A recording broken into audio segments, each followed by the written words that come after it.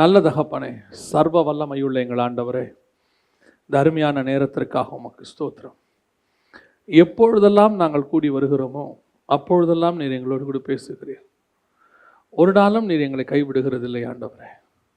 உம்முடைய வாயின் வார்த்தைகள் எங்கள் இருதயங்களுக்குள்ளே இருபுறம் கருக்குள்ள பட்டயத்தை போல ஊடுருகிற தயவுக்காக உமக்கு ஸ்தோத்திரம். எங்களை உருவாக்குகிற உம்முடைய வசனத்துக்காக உமக்கு நன்றி. நாங்கள் இன்னும் உம்மிடத்தில் கிட்டி நெருங்கி சேர உம்முடைய வசனம் எங்களுக்கு உதவி செய்கிறபடினாலும் உமக்கு ஸ்தோத்திரம்.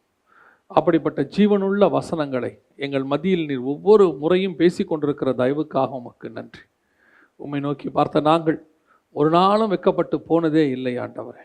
நீர் எங்களோடு கூட பேச போகிற தயவுக்காக உமக்கு ஸ்தோத்திரம். இடைவிட போகிற கிருபைக்காக உமக்கு நன்றி. எங்கள் ஆண்டவர் இயேசுவின் நாமத்தில் பிதாவே. அல்லேலூயா. 2 கொரிந்தியர் 11ஆம் அதிகாரம் 2வது வசனம். நான் உங்களை கற்புள்ள கன்னிகையாக கிறிஸ்து என்னும் ஒரே புருஷனுக்கு ஒப்பு கொடுக்க நியமித்தபடியால் உங்களுக்காக தேவ வைராகியம் கொண்டிருக்கிறேன் என்று பவுல் சொல்லுகிறார். இங்கே ஆண்டவர் சபையை பார்த்து சொல்லும்போது கற்புள்ள கன்னிகையாக அப்படின்னு சொல்லி கொடுத்துருக்கிறார். 2வது ஒரே புருஷனுக்கு ஒப்பு கொடுக்க நியமித்தபடியினால். இந்த 2 காரியத்திலிருந்து தான் நாம் இன்னைக்கு பார்க்க போகிறோம். திருச்சபையை குறித்து வேதம் சொல்லுகிறது கற்புள்ள கன்னிகையாக அப்படின்னு இருக்கு. சபைக்கு இருக்கக்கூடியதான மிக முக்கியமான குவாலிஃபிகேஷனில் ஒன்று என்னன்னா கற்பு. சபையை பொறுத்து சொல்லும் பொழுது வெளிப்படுத்தின விசேஷம் 21ஆம் அதிகாரத்தில் கடைசி வசனத்தை நீங்கள் வாசிக்கும் பொழுது வேதம் சொல்லுகிறது தீட்டுள்ளதும் அருவருப்பையும் பொய்யையும் நடப்பிக்கிறதுமாகிய ஒன்றும் அதில் பிரவேசிப்பது இல்லை அப்படின்னு மணவாட்டி சபையை பார்த்து ஆண்டவர் சொல்கிறார். தீட்டுள்ளதும் அருவருப்பையும் பொய்யையும் நடப்பிக்கிறதுமாகிய ஒன்றும் அதில் பிரவேசிப்பதில்லை. அப்போ சபைக்கு இருக்கிற மிக முக்கியமான குவாலிஃபிகேஷன் என்னன்னு கேட்டிங்கன்னு சொன்னால் ஆண்டவர் நம்மக்கிட்ட அருவருப்பான தீட்டான அதாவது அன்க்ளீன் அப்படின்னு இருக்கும். அந்த மாதிரி காரியங்கள் எதையுமே கர்த்தர் நம்ம இடத்துல என்ன செய்யலையா எதிர்பார்க்கவில்லை. சபைக்குள்ளே இருக்கக்கூடாது என்று ஆண்டவர் சொல்கிறார். அப்படிப்பட்டதான குவாலிட்டிஸில் ஒரு குவாலிட்டி என்ன அப்படின்னு கேட்டிங்கன்னு சொன்னால் கற்புள்ளதான சபை. கற்பு என்றால் என்ன? பொதுவாக கற்பு என்பது இன்னைக்கு உலக பிரகாரமாய் பார்க்கும் பொழுது அது சரீர பிரகாரமான ஒரு காரியமாக கருதப்படுது. ஆனால் கற்பு என்பது சரீர பிரகாரமானதும் அல்ல, அது நம்முடைய மன சம்பந்தப்பட்டது, உள்ளான காரியத்தை பொறுத்தது. இப்போ உதாரணமாக திருமணம் ஆகி ஒரு மனைவி ஒரு கணவனோடு கூட இருக்கும் பொழுது அவளைத்தான் நாம் கற்புக்கரசி என்று சொல்லுகிறோம். திருமணமானவங்களை தான் என்ன சொல்லுவோம்? கற்புக்கரசி. அப்போ திருமணம் ஆயிட்டா அவங்க கற்பில்லாதவங்கன்னு அர்த்தம் கிடையாது. வசனத்தின்படி அவங்க யாரு? கற்புக்கரசி. அப்போ கற்பு என்பது சரீர சம்பந்தப்பட்டதல்ல. கற்பு என்பது எதை சம்பந்தப்பட்டது? மனதை சம்பந்தப்பட்டது. அப்போ சபை எப்படிப்பட்டதாக இருக்க வேண்டும் என்று விரும்புகிறார்? நான் ஆவியிலே பேசுகிறேன். சபை என்பதை எப்படிப்பட்டதாக இருக்க வேண்டும் என்று கர்த்தர் விரும்புகிறார்னா கற்புள்ளதான ஒரு சபை. கற்பில்லாதவர்கள் அப்படிங்கிறது யாரை குறிக்கிறது அப்படின்னு கேட்டிங்கன்னா 14ஆம் அதிகாரம் வெளிப்படுத்தின விசேஷத்தில் சியோன் மலையில் நின்று புதுப்பாட்டை பாடுறவங்களுக்கு இருக்கக்கூடியதான குவாலிஃபிகேஷனில் ஒன்றாக கர்த்தர் சொல்கிறது கற்புள்ளவர்கள் அப்படின்னு சொல்கிறார். அப்போ சபைக்கு இருக்க வேண்டிய மிக முக்கியமான குவாலிஃபிகேஷனில் ஒன்று கற்புள்ளதான சபை. கரையற்றதும் திரையற்றதும், எபேசியர் 5:27 சொல்கிறாரு, கரையற்றதும் திரையற்றதுமான சபை, அழுக்கில்லாதது சுருக்கம் இல்லாததான சபை அப்படின்னு வசனம் சொல்லுது. அப்போ நம்ம சபையை குறித்து ஆண்டவர் கொடுக்க வேண்டிய மிக முக்கியமான சாட்சிகளில் ஒன்று என்னன்னு சொன்னால் நாம் கற்புள்ளவர்கள். கர்த்தர் நம்மளை குறித்து சொல்லணும், பார்த்து கற்புள்ளதான சபை. அப்போ கல்யாணம் பண்ணுறதுக்கு முன்னாடி எப்படி ஒரு கணவன் தனக்கு வர வேண்டியதான மனைவி கற்புள்ளவளாக இருக்க வேண்டும் என்று சொல்லி என்ன செய்வார்? எதிர்பார்ப்பார். அப்போ அவர்தான் முதல் திருமணம் செய்ய போகும்போது அவள் கன்னிகையாக இருக்க வேண்டும். அவளை திருமணம் செய்யும் போது அவருடைய கணவர் அவர் தான் ஃபஸ்ட்டு கல்யாணம் பண்ணுறார். அவ்வளோதான், ஒரு கல்யாணம் தான். அப்போது எல்லாரும் விரும்புறது என்ன? தன்னுடைய மனைவி எப்படிப்பட்டவளாக இருக்கணும்? கற்புள்ளவளாக இருக்க வேண்டும் என்று விரும்புகிறார். அதே மாதிரி மணவாட்டி சபையை குறித்து தேவனுக்கும் என்ன இருக்குதான்? ஒரு வைராக்கியம் இருக்குதான். பவுலுக்கும் அந்த வைராக்கியம் இருக்கு. என்ன வைராக்கியம்? நான் என்னுடைய சபையை கொண்டு போய், நான் உருவாக்கின சபையை கொண்டு போய் ஒப்படைக்கும் போது தேவனிடத்தில் நான் எப்படி ஒப்படைப்பேன்? ஒரு கற்புள்ள சபையாக கொண்டு போய் ஒப்படைப்பேன். கரை திரையற்ற சபையாக ஒப்படைப்பேன். தேவனுக்கு முன்பாக சுத்தமான சபையாக நான் ஒப்படைப்பேன். தேவனிடத்தில் போய் அதை நிற்கும் போது ஒரு அருவருப்பும் இல்லாத சபையாக கொண்டு போய் ஒப்படைப்பேன். தேவன் அதை பார்க்கும்போது அதனிடத்துல ஒரு பொய்யும் இருக்கக்கூடாது.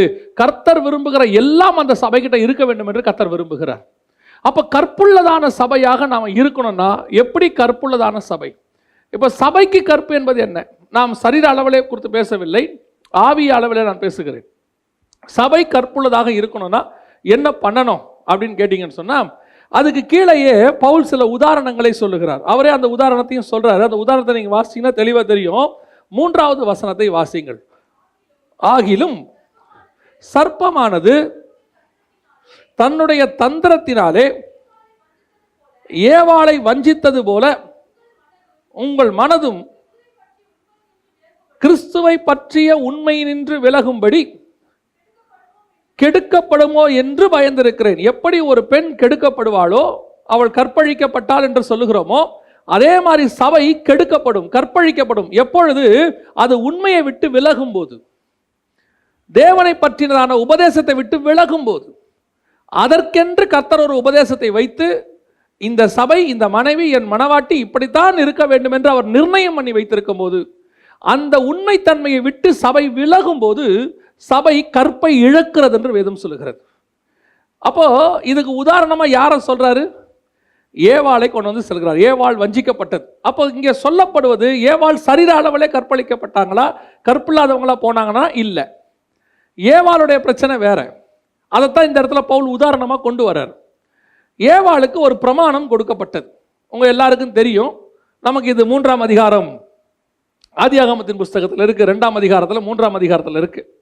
இப்போ ஏவாளுக்கு ஒரு பிரமாணம் கொடுக்கப்பட்டது. அந்த பிரமாணம் ஆதாமின் இடத்துல கொடுக்கப்பட்டது, ஏவாளுக்கு இடத்துல கொடுக்கப்படவில்லை. அந்த பிரமாணம் கொடுக்கப்படும் போது ஏவாள் இல்லவே இல்லை. இப்போ ஆதாம் வழியாக ஏவாளுக்கு அந்த பிரமாணம் வருகிறது. என்ன பிரமாணம்? இப்போ நமக்கெல்லாம் ஒரு கிருபையின் பிரமாணம்னு சொல்கிறோம். இப்போ இஸ்ரவேலர்களுக்கு நியாயப்பிரமாணம்னு சொல்கிறோம், 10 கட்டளைகள். நமக்கு 2 கட்டளை. அதாவது 10 கட்டளையும் கர்த்தர் எங்கே கொண்டு வந்துட்டார்? நியாயப்பிரமாணம் மொத்தத்தையும் 2 கட்டளையில் கொண்டு வந்துட்டார். நமக்கு 2, அவங்களுக்கு 10. ஆனால் ஆதாமுக்கு ஒரே கட்டளை தான். என்ன கட்டளை? நீ இந்த பழத்தை என்ன செய்யக்கூடாது? புசிக்க கூடாது. ஓசியா புஸ்தகத்தில் சொல்லும் போது, ஆதாமை குறித்து சொல்லும் போது, ஆதாம் என் உடன்படிக்கையை மீறினான்ங்கிறார் ஆண்டவர். ஓசியாவின் புஸ்தகம் 6ஆம் அதிகாரம் 7ஆம் வசனத்தில், ஆதாம் என் உடன்படிக்கையை மீறினது போல. அப்ப கர்த்தர் அவனோடு கூட என்ன பண்ணியிருக்கிறாரு? ஒரு உடன்படிக்கை பண்ணியிருக்கிறார். என்ன உடன்படிக்கை பண்ணார்? ஓசியா 6:7, அவர்களோ ஆதாமை போல் உடன்படிக்கையை மீறி அப்படின்னு இருக்கு. ஒவ்வொருத்தருக்கும் ஒரு உடன்படிக்கை இருக்குது. ஆபிரகாமுக்கு ஒரு உடன்படிக்கை. என்ன உடன்படிக்கை? என் சொல்லை கேட்டு நீ இங்கிருந்து புறப்பட்டு கானான் தேசத்துக்கு போனால் நான் உன்னை பெரிய ஜாதியாக்குவேன். இதான் 2 பேருக்கு நடுவில் உடன்படிக்கை. அதே மாதிரி ஈசாக்கு ஒரு உடன்படிக்கை இருக்குது. என்ன உடன்படிக்கை? நீ இந்த தேசத்தை விட்டு எகிப்துக்கு போகாமலும் இங்கேயே தங்கிரு, நான் இங்கேயே உன்னை என்ன செய்வேன்? ஆசீர்வதிப்பேன். இந்த மாதிரி ஆண்டவர் உடன்படிக்கை பண்றார் பைபிள்ல. இப்ப ஆதாமோட உடன்படிக்கை இருக்குது. என்ன உடன்படிக்கை? நீ இந்த பழத்தை என்ன செய்யக்கூடாது? சாப்பிடக்கூடாது. இதை நம்ம ஒரு சம்பவமா மட்டுமே பார்த்துக்கிட்டு இருக்கிறோம். இப்ப நம்ம கிட்ட இருக்கிற பிரச்சனை என்னன்னா, பிரச்சனை அல்ல, நமக்கு சொல்லப்பட்ட விதம். நாம இதை ஒரு சம்பவமாவே பார்த்துக்கிட்டு இருக்கிறோம். ஆனா ஆக்சுவலா இதுக்கு பின்னாடி இருக்கிற ஸ்பிரிச்சுவல் விஷயம் என்னன்னா, தேவன் உண்டாக்கின முதலாவது சபை, ஃபர்ஸ்ட் சர்ச் யாருன்னா ஏவாள் தான் ஃபர்ஸ்ட் சர்ச். ஆதாம் அதற்கு தலையாக இருக்கிறார். கிறிஸ்து தான் சபைக்கு தலையாக இருக்கிறார். நாம் சபை சரீரமாக இருக்கிறோம். இப்ப நமக்கு அடையாளம் தான் ஏவாள், கிறிஸ்துவுக்கு அடையாளம் தான் ஆதாம். அதனால தான் வசனம் சொல்லுது, 2ஆம் ஆதாம் ஆகிய 2ஆம் மனுஷன் இவர் வந்தார், அவர் முதலாம் ஆதாம். இப்ப இந்த ஆதாம் வழியாக ஒரு பிரமாணம் கொடுக்கப்பட்டது சபைக்கு. யாருக்கு? ஏவாளுக்கு கொடுக்கப்படுகிறது. என்ன பிரமாணம் கொடுக்கப்படுகிறது? நீங்கள், உங்களுக்கு இந்த பூமியில் எல்லா விதமான ஆசீர்வாதம் உண்டு, நீங்க எல்லாவற்றையும் புசிக்கலாம். ஆனால் ஒன்றே ஒன்று, இந்த பழத்தை மாத்திரம் என்ன செய்யக்கூடாது? விளக்கின கனியை புசிக்க கூடாது. இது பிரமாணம். இந்த பிரமாணத்தை மீற, கர்த்தர் கொடுத்த இந்த கட்டளையை மீற பக்க வழியா இன்னொரு பிரமாணம் உள்ளே நுழையுது. அதைத்தான் கொரிந்தியர்கள் எழுதும் போது யார் எழுதுறாரு? பவுல் எழுதுறாரு. ஏவாள் வஞ்சிக்கப்பட்டது போல இப்ப இன்னொரு உபதேசம் வருது சபைக்குள்ள, ஏதேனுக்குள்ள, தோட்டத்துக்குள்ள வருது ஒரு உபதேசம். என்ன உபதேசம் வருது? அப்படியே நேர்மாறான உபதேசம். தேவன் என்ன சொன்னாரு? சாப்பிட வேண்டான்னாரு. இவங்க என்ன சொல்றாங்க? சாப்பிடலாங்கிறாங்க. தேவன் சொல்றாரு சாப்பிட்டா சாவேங்கிறாரு. அவன் என்ன சொல்றான்? சாப்பிட்டா சாக மாட்டேன்னு சொல்றான். அப்போ தேவன் என்ன பிரமாணம் நமக்கு ஒன்று கொடுக்கிறாரோ, ஒரு சபைக்கு நமக்கு என்ன கொடுக்கிறாரோ, அதற்கு அப்படியே நேர்மாறான ஒரு பிரமாணம் சபைக்குள்ளே வரும். இந்த பிரமாணத்தை நீங்கள் கை கொள்ளுவீர்களானால் வசனம் சொல்லுது, நீங்கள் கற்பை இழக்கிறீர்கள் என்று வசனம் சொல்லுது. இதைத்தான் அங்க அவர் சொல்றார். நீங்கள் கற்பை இழக்கிறீர்கள். கற்புள்ள கன்னிகைனா என்ன? எனக்கு கொடுக்கப்பட்ட உபதேசம் இருக்கே, அது என் கணவனால, என் மணவாளனாகிய இயேசு கிறிஸ்துவால் கொடுக்கப்பட்டதான உபதேசம். அந்த உபதேசம், அந்த பிரமாணம் எனக்குள்ள கடைசி வரைக்கும் இருக்கும்போது நான் அவருக்கு கற்புள்ளவனாக இருக்கிறேன். அவர் சொன்ன வார்த்தைக்கு நான் முழுவதுமாய் கீழ்ப்படியும் போது நான் கற்புள்ளவனாக காணப்படுகிறேன். எப்பொழுது எனக்கு தேவன் என்னுடைய சபைக்கு என்னுடைய ஊழியக்காரன் வழியாக ஒரு பிரமாணத்தை கொடுக்கும் போது, ஒரு காரியத்தை சொல்லும் போது, இதற்கு நேர்மாறான பிரமாணத்தை நான் ஏற்றுக்கொள்கிறேனோ அல்லது வேறொரு காரியத்தை நான் அக்செப்ட் பண்ணி கொள்கிறேனோ, அப்பொழுது நான் கற்பை இழக்கிறேன். சபை என்ன செய்யுது? கற்பிழக்கிறது. இங்கே சரீர பிரச்சனையே வரல, ஆவியின் பிரச்சனை வருது. இன்னைக்கு நமக்கு இது ஒரு பிரச்சனையாவே தெரியல பாருங்களேன். இன்னைக்கு கடைசி காலத்துல இப்ப இந்த பிரச்சனை சபைக்குள்ள பக்க வழியா நுழைஞ்சிருக்கு. கொரிந்தியருக்கு எழுதும்போது அதான் பவுல் சொல்றாரு, நான் இவ்வளவு தூரம் உங்களுக்கு சொல்லிட்டு போனேன், வேறொருத்த வந்து வேறொரு உபதேசம் சொல்லும் போது நீங்கள் ஏற்றுக்கொள்ளுகிறீர்களேன்னு சொல்றாரு. இன்னைக்கு அதான் நுழையுது. இன்னைக்கு உங்களுக்கும் எனக்கும் கொடுக்கப்பட்டிருக்கிறதான பிரமாணம் என்பது கிறிஸ்துவின் மூலமாக கொடுக்கப்பட்டது, அப்போஸ்தலர் வழியாக நமக்கு கொடுக்கப்பட்டது. ஆனா இந்த பிரமாணத்திற்கு பக்க வழியான பிரமாணம் ஒன்று வந்திருக்குது. இன்னும் உங்களுக்கு ஈஸியா புரியணும்னா, இந்த பிரமாணத்தை விட உங்களுக்கு ஈஸியா ஃபாலோ பண்ற மாதிரி வேறொரு உபதேசத்தை இதே சபைகளில் சொல்லி கொடுக்குறாங்க. இந்த சபையில், நம்ம சபையில் இல்லை, கடைசி கால சபைகளில் சொல்லி கொடுக்குறாங்க. இப்போ பாருங்க, ஆதாம் காலத்தில் ஒரு பிரமாணம் இருந்துச்சு. என்னன்னு கேட்டால் மனசாட்சி. உன் மனசாட்சிக்கு தகுந்த மாதிரி நீ செய், அவ்வளோதான். அவங்களுக்கு அந்த காலத்தில் வேறு எதுவுமே கிடையாது. சபை கிடையாது, பாஸ்டர் கிடையாது, பைபிள் கிடையாது, எதுவுமே கிடையாது. உன் மனசாட்சிக்கு ஏற்ற மாதிரி செய். மனசாட்சியில் நீ சூடு உண்டவனா மாறக்கூடாது. அதனால தான் ஒவ்வொரு வாட்டியும் ஆண்டவர் வந்து ஒரு கேள்வி கேட்பாரு, ஆதாமே ஆதாமே எங்கே இருக்கிறாய்? விளக்க வேண்டாம் என்ற கனி புசித்தாயோ? அவன் மனசாட்சி படி ஆமா சாப்பிட்டேன்னு சொல்லியிருந்தா பிரச்சனை ஓவர். அங்கே உடனே அதுக்கு ஒரு ஆண்டவர் ஏதோ ரெமெடி உண்டு பண்ணியிருப்பாரு. அவன் ஒத்துக்கல. ஒத்துக்காம என்ன செஞ்சாரு? ஏவாள் மேலே பழிய போட்டார். ஏவாளையும் கேட்கறது, அவங்களும் பழிய தூக்கி போட்டாங்க. இந்த மனசாட்சி பிரமாணம் எப்போ வரைக்கும்? நோவா காலம் வரைக்கும். இப்போ நோவா காலத்தில் மனசாட்சி பிரமாணம் நோவா காலத்தோட ஃபெயிலியர் ஆயிடுச்சு. இப்போ நோவா கிட்ட கர்த்தர் சொல்றார் 9ஆம் அதிகாரம் ஆதியாகமத்தில், இனிமேட்டு மனசாட்சி பிரமாணம் கிடையாது, நான் இனி பழி வாங்க போறேன்னு சொல்றார். நான் மனுஷனுடைய ரத்தத்துக்கு என்ன செய்ய போறேன்? பழி வாங்க போறேன். அவனுடைய சகோதரனுடைய ரத்தத்துக்கு சகோதரன் கையில் என்ன செய்ய போறேன்? பழி வாங்க போறேன். அப்ப இப்போ என்ன பிரமாணம் வருது? உள்ள நியாய பிரமாணம் வருது. கண்ணுக்கு கண் பல்லுக்கு பல் வருது. இப்போ மனசாட்சி பிரமாணம் போயிருச்சு. இப்போ அடுத்த ஆண்டவர் என்ன கொண்டாட்டார்? லா கொண்டாந்துட்டார், சட்டம்.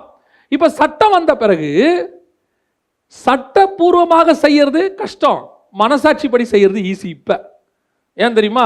உலகமே சட்டப்பூர்வமாக மாறிடுச்சு. ஆண்டவர் என்ன பண்ணிட்டாரு? சட்டம் படி போட்டாரு. நீ மனசாட்சி படி நான் உனக்கு கொடுத்த காலத்தில் நீ என்ன செய்யல? கீழ்ப்படி இல்லை. ஆனா இப்ப நான் உனக்கு என்னத்தை கொண்டாந்துட்டேன்? லா கொண்டாந்துட்டேன்.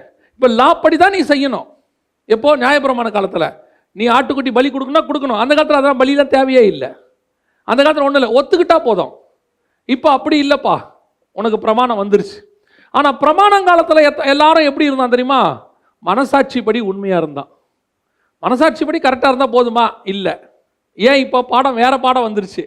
இப்படி பழைய பாடத்துக்கு படித்தாலும் வேஸ்ட். இப்போ எல்லாம் நியாயப்பிரமாணம் ஃபாலோ பண்ணும்போது அப்போ யாருமே என்ன ஃபாலோ பண்ணலை? நியாயப்பிரமாணத்தை ஃபாலோ பண்ணாததுனால கடைசியாக இயேசுவோட நியாயப்பிரமாணம் முடிவுக்கு வருது. வந்த பிறகு இப்போ இயேசு கிறிஸ்து இன்னும் கொஞ்சம் ஸ்ட்ராங்காக கேட்டு இப்போ என்ன கொடுத்துருக்கிறாரு? புது பிரமாணம். இதுக்கு பேரு சுயாதீன பிரமாணம், இல்லை கிருபையின் பிரமாணம் பேர். இதை கொடுத்துருக்கிறார். ஆனால் இப்போ எல்லாருக்கும் எது ஈஸியாக இருக்குது? நியாயப்பிரமாணம் ஈஸியாக இருக்குது. ஏன்? நியாயப்பிரமாணத்தின்படி என்ன செஞ்சிடலாம்? சரீர அளவில் பலி கொடுத்து நம்ம ஈஸியாக பண்ணிட்டு போயிடலாம். இப்போ உலகமே இப்போ எதுதான் செஞ்சுக்கிட்டு இருக்குது? நியாயப்பிரமாணம். தங்கள் பாவத்தை சரீரத்தில் தொலைக்க ட்ரை பண்ணிக்கிட்டு இருக்கிறாங்க. ஏதாவது ஒன்று பலி கொடுக்கணும், ஏதாவது ஒரு ஊருக்கு போகணும், ஏதாவது ஒரு இடத்துக்கு போயிட்டு பலி. இப்போ அந்த ஆசை யாருக்கும் இருக்கு? நமக்கு இருக்கு. ஏன்னு சொன்னா நமக்கு பிரமாணம் மாறிட்டு இப்போ நம்ம எப்படி ஆயிட்டோம்? ஸ்ட்ராங். இப்போ இருக்கிற வந்து உபதேசம் ஸ்ட்ராங்கான உபதேசம். என்ன உபதேசம்? அப்போ கொலை பண்ணாதான் பாவம், இப்போ கோவப்பட்டாலே பாவம். அப்போ விபச்சாரம் பண்ணாதான் பாவம், இப்போ சிந்தனை பண்ணாலே பாவம். இப்போ இது கஷ்டமா அது கஷ்டமா? இது கஷ்டம், அது ஈஸி. இப்போ அதோட கம்பேர் பண்ணா இப்போ நம்ம எதை செய்யறதுக்கு ரெடியா இருக்கிறோம்? நியாயப்பிரமாணத்தை செய்யறதுக்கு ரெடியா இருக்கிறோம். ஏன்னா அது ரொம்ப ஈஸி. அப்படியே செஞ்சுட்டா கூட ஏதாவது ஒரு கிராமத்து பக்கம் போய் ஒரு ஆடை வாங்கி பலி கொடுத்தோம்னா பாவம் தொலைஞ்சிரும். இப்போ அப்படி இல்லை. இப்போ முழங்கால் போட்டு பாவ மன்னிப்பு கேட்டு பரலோகத்திலிருந்து உத்தரவு வரணும், உன் பாவத்தை நான் என்ன செஞ்சிருக்கிறேன்? மன்னிச்சிருக்கிறேன்னு. இது கஷ்டம் பாருங்க. அது ரொம்ப ஈஸி. ஒரு ஆசாரியன்கிட்ட ஆடை வாங்கி கொண்டு போய் கொடுத்துட்டு அவன் ஒரு வெட்டு வெட்டிட்டானா முடிஞ்சு போச்சு. கதை முடிஞ்சிருச்சு. நீங்க உள்ளுக்குள்ள மாறணும்னு அவசியமே இல்லை. இப்ப நாம கிருபையின் பிரமாணத்தில் உட்கார்ந்துருக்கிறோம். ஸ்ட்ராங், வெரி ஸ்ட்ராங் லா, இருக்கிறதுலையே ரொம்ப ஸ்ட்ராங்கான உபதேசம் எது அப்படின்னு கேட்டீங்கன்னு சொன்னா இந்த கிருபையின் பிரமாணம். இப்ப நமக்கு பக்க வழியா ஒருத்தர் நுழையிறான் தோட்டத்துக்குள்ள. யார் நுழையிறா? சர்பத்தை போல சில கள்ள தீர்க்கதரிசிகளும் சில கள்ள போதகர்களும் நுழைஞ்சிருக்கிறாங்க. இவங்க இப்ப உங்களுக்கு எதை போதிச்சுக்கிட்டு இருக்கிறாங்க? இந்த கிருபையின் பிரமாண தோட்டத்துக்குள்ள உட்காந்துக்கிட்டு எதை போதிக்கிறாங்க? நியாய பிரமாணத்தை போதிக்கிறாங்க. அதை பத்தி சொல்லி கொடுக்குறாங்க. உனக்கு உலகத்துல உன்னை அப்படி ஆக்குவார், இப்படி ஆக்குவார், அப்படி பண்ணுவார் உன்னை. இப்ப இதை கேட்கறதுக்கும் நமக்கு எப்படி இருக்குது? ஈஸியா இருக்கு. உனக்கு உலகத்துல நிச்சயமாக ஒரு வீடு உண்டு அப்படின்னு ஒரு வசனம் கூட புதிய ஏற்பாட்டில் இல்லை. நான் சொல்றது புரியுதா? இதை கேட்கறதுக்கு உங்களுக்கு கஷ்டம். இப்பூமி சொந்தம் இல்லை, எனக்கென்று எதுவும் இல்லை, நீ தரித்திரனாக சிலுவை எடுத்துக்கொண்டு நடந்து கொண்டு என்னை பின்பற்றி வா, உன்னை நீ சாக கொடுத்தால் நித்திய ஜீவனை சுதந்திரித்துக் கொள்வாய்ங்கிறதா புதிய ஏற்பாட்டு பிரமாணம். இப்ப இந்த சட்டத்தை, இந்த உபதேசத்தை நாங்க உங்களுக்கு சொன்னா உங்களுக்கு இது கேட்கறதுக்கு என்னவா இருக்கு? கஷ்டமா இருக்கு. ஏன்னா உங்க சிந்தனையே எந்த பிரமாணத்தில் இருக்குது? நியாய பிரமாணத்தில் இருக்கு. ஏங்க சர்ச்சுக்கு எதுக்கு வர்றது? சபைக்கு போனா நான் பணக்காரன் ஆகணும், சபைக்கு போகனா நான் கோடீஸ்வரன் ஆகணும், அதுக்காக சபை உருவாக்கப்பட்டுச்சுன்னு யார் சொன்னா? தேவன் புதிய ஏற்பாட்டில் உங்களை கோடீஸ்வரன் ஆக்கிறதுக்காகவும் உங்களை இந்த பூமியில பயங்கரமா ஃபிளரிஷ் ஆக்கிறதுக்காக தான் புதிய ஏற்பாட்டில் சபையை உண்டாக்குனார்னு யார் சொன்னா? அப்படி ஒரு விஷயம் பைபிள்ல இல்லவே இல்லை. பைபிள்ல தெளிவா இருக்கு, இங்கிருந்து உங்களை பரலோகத்துக்கு கூட்டு போறதுக்கு தான் சபை உருவாக்கப்பட்டிருக்கிறது. நீங்கள் பணக்காரன் ஆகிறது, நான் திருப்பியும் சொல்றேன், சபைக்கு வராமையே ஆக முடியும் உங்களால. சபைக்கு வராதவங்க எத்தனையோ பேர் எப்படி இருக்கிறான்? பணக்காரன் ஆக்கி இருக்கிறாங்க. நீங்க இந்த சபைக்கு வராமையே நீங்க பெரிய படிப்பாளி ஆகலாம். சபைக்கு வராமலேயே நீங்கள் புகழ் அடையலாம். ஆனால் சபைக்கு வராமல், அதாவது இந்த உபதேசத்துக்குள் வராமல் நீங்கள் பரலோகத்திற்கு வர முடியாது. அதை சொல்லிக் கொடுக்கிற ஒரு இடம் தான் திருச்சபை. அப்ப இந்த திருச்சபைக்குள்ள நாங்க உங்களுக்கு எதுக்காக அதை உருவாக்கி இருக்கிறோம்? இதுல என்ன கொடுமைன்னா, இந்த உபதேசத்தை உங்களுக்கு சொல்லிக் கொடுக்கிறதுக்கு பதிலாக உங்கள் காதுக்கினிய, உங்கள் மாம்சத்துக்கினிய பிரசங்கத்தை அல்லது அப்படிப்பட்ட உபதேசத்தை சொல்லிக் கொடுக்கக்கூடியவர்கள் பெருகி விட்டார்கள். இப்ப வசனம் சொல்லுது, ஏவாளுக்கு ஒன்று சொல்லப்பட்டது, எது சாப்பிடக்கூடாதுன்னு சொல்லப்பட்டதோ அதை சாப்பிடுகிற ஒரு ஆள் உள்ளே நுழைஞ்சான். அவன் நுழைஞ்சு என்ன செஞ்சான்? இதை சாப்பிடுன்னு சொன்னான். இப்ப கிருபையின் பிரமாண காலத்துல இப்ப உள்ள நுழைஞ்சு இந்த உலகத்துக்குரியதை பத்தி உங்களுக்கு போதிச்சு, அழிவுக்குரியதை பத்தி போதிச்சு, மேன்மை இல்லாதவைகளை குறித்து போதிச்சு, உங்களை இந்த உலகத்திலேயே தக்க வச்சுக்கிற மாதிரி பிரசங்கம் பண்ணா, அதை ஒருவேளை நீங்கள் ஏற்றுக்கொண்டால், ஏவாள் ஏற்றுக்கொண்ட உடனே அவள் வஞ்சிக்கப்பட்டால்னு வசனம் சொல்லுது. அந்த உபதேசங்கள் நீங்கள் ஏற்றுக்கொண்டால் வஞ்சிக்கப்படுகிறீர்கள். வஞ்சிப்பினுடைய அடுத்த காரியம் என்ன? கற்பிழக்கிறீர்கள். ஏவாள் கற்பிழந்தாங்களா? ஏவாள் கற்பிழந்தாங்களா அப்படின்னு கேட்டிங்கன்னா, நிறைய பேர் அப்படி ஒரு போதனை கொடுக்குறாங்க.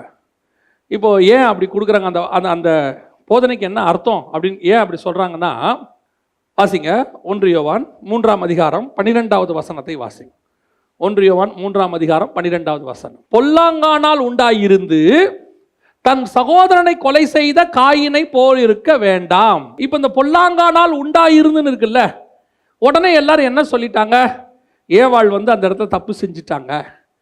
ஏவாளுக்கும் பிசாசுக்குமான ஒரு உறவு வந்து விட்டது. அதனுடைய விளைவாக ஏவாளுக்கு பிறந்த மகன் தான் யாரு? ஏவாளுக்கும் பிசாசுக்கும் பிறந்த மகன் தான் காயின். இல்லை, வசனத்தின்படி காயினுக்கு மாம்ச பிரகாரமான தகப்பன் யாருன்னா ஆதாம் தான். ஏன்னா 4ஆம் அதிகாரம் 1ஆம் வசனம் சொல்லுது, ஆதாம் தன் மனைவியை அறிந்தார், அவள் ஒரு மனுஷனை பெற்றாள், ஒரு மனுஷனை பெற்று அவனுக்கு காயின் என்று பெயரிட்டாள். அதில் எந்த மாற்று கருத்தும் இல்லை. இதனுடைய அப்படியே தொடர்ச்சியாக நிறைய கதைகள் போயிருச்சு. கதைகள் போய் தூதர்கள் மனுஷரோட சேர்றாங்க அப்படின்ற மாதிரி உபதேசத்தெல்லாம் கொடுத்துட்டாங்க. அப்படிலாம் ஒன்றுமே கிடையாது. தூதர்களுக்கு அப்படிப்பட்ட சரீரமும் கிடையாது, அவர்கள் மனுஷனோட இணையவும் முடியாது. இங்கே என்ன சொல்லியிருக்கு? பொல்லாங்கானால் உண்டாயிருந்து தன் சகோதரனை கொலை செய்தங்கிறது என்ன அப்படின்னு கேட்டிங்கன்னா, ஏவாள் எப்பொழுது சர்பத்தின் வார்த்தைக்கு கீழ்ப்படிந்தாங்களோ, கணவனுடைய வார்த்தையை விட்டுட்டு எப்ப இன்னொருத்தருடைய வார்த்தைக்கு அவர்கள் கீழ்ப்படிந்தார்களோ அப்பவே அவர்கள் கற்பு போய்விட்டது. அவர்களுக்குள் உருவானவன் பிசாசின் சிந்தனையோடு உருவாயிட்டான். அவங்களுக்குள்ள வந்தது இப்போ பிசாசினுடைய சிந்தனை, அவங்களுக்குள்ள வந்தது பிசாசுக்கு கீழ்ப்படிதல். பிசாசுக்கு கீழ்ப்பட்டபடியினாலே பிறக்கிற குழந்தை சந்ததி எப்படி பிறக்குது? பிசாசாக இருக்கிறது. இப்போ கற்பு போனது ஒரு பக்கம். அப்படின்னா என்ன அர்த்தம்? ஏவாள் கற்பழிக்கப்பட்டாங்களா பிசாசால? இல்ல, அவங்க தன் கணவனுக்கு சரீர அளவில் உண்மையாய்த்தான் இருந்தார்கள். ஆனால் உள்ளுக்குள் இருக்கிற உபதேசம் பிசாசினுடைய உபதேசம். அதைத்தான் உங்களுக்கு சொல்றேன். சபை கற்பில்லாத சபை என்பது எப்பொழுது வருகிறது? நாங்கள் எங்கள் சரீர அளவில் எங்கள் கணவனுக்கு உண்மை உள்ளவர்களாக இருக்கிறோம், எங்கள் சரீர அளவில் நாங்கள் எங்கள் மனைவிகளுக்கு உண்மை உள்ளவர்களாக இருக்கிறோம், ஒரே மனைவி உடையவனாக ஒரே புருஷனை உடையவராக தானே இருக்கிறோம். அப்படி இருக்கும்போது எப்படி நீங்கள் எங்களை கற்பில்லாதவர் என்று சொல்லுவீர்கள் என்று சொன்னால், நீங்கள் ஒரே புருஷனோடு கூட இருந்தாலும் இன்னொரு உபதேசம் உங்களுக்குள் இருக்குமானால் நீங்கள் கற்பில்லாதவர்கள் என்று வசனம் சொல்லுகிறது. ஸ்பிரிச்சுவலி உங்களுடைய கற்பு போயிடுச்சு. உங்களுக்கு நாங்கள் எவ்வளோ உபதேசம் கொடுக்குறோம்? சபையில் உட்கார்ந்து எங்கள் சபையோடைய நோக்கம் என்ன? இந்த சபையில் என்னைக்காவது உலக தேவைக்காகவோ எங்களுடைய தேவைக்காகவோ எங்கள் குடும்பத்தை தேவைக்காகவோ பிரசங்கம் பண்ணப்பட்டிருக்கிறதா? எனக்கு தெரிஞ்சு அப்படி ஒரு பிரசங்கம் இங்கே இல்லவே இல்லை. எங்கள் எதிர்காலத்தை செட்டில் ஆக்கிறதுக்கான பிரசங்கத்தை ஒன்று பண்ணியிருக்கிறோமா? அப்படி ஒன்று இங்கே கிடையவே கிடையாது. எங்களுக்கு கொடுக்கப்பட்ட பொறுப்பு என்ன? கற்புள்ள கன்னிகையாக ஒரே புருஷனுக்கு கொண்டு போய் உங்களை ஒப்படைக்க வேண்டும். அதற்கான போதனைகள் மட்டுமே சபையில் கொடுக்கப்படுகிறது. இப்ப இந்த ஏதேனுக்குள்ளேயும் அப்படிப்பட்ட உபதேசங்கள் வருகிற காலம் வந்துருச்சுன்னு சொல்றேன். இப்போ உங்களுக்கும் அந்த உபதேசம் கேட்கறதுக்கு எப்படி இருக்குது? நல்லா இருக்குது. இப்ப பாருங்க, நான் சொல்றது ஒரு உதாரணம்.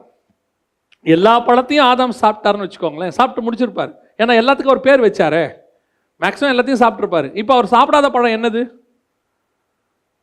நன்மை தீமை அறியத்தக்க கனியும் ஜீவ விருட்சம். இது ரெண்டு மட்டும் தான் அவர் சாப்பிடல, மிச்சம் எல்லாமே சாப்பிட்றதுக்கு இருக்கு. ஏன்னா எல்லாத்துக்கும் பேர் வச்சுட்டாருன்னு வச்சுக்கோங்களேன். இப்போ இவருக்கு எல்லாத்தையும் சாப்பிட்ட பிறகு இப்போ டைம் இருக்கு, இன்னும் சாப்பிடாத பழம் என்னது? ஆண்டவர் வேண்டான்னு சொன்ன கனி.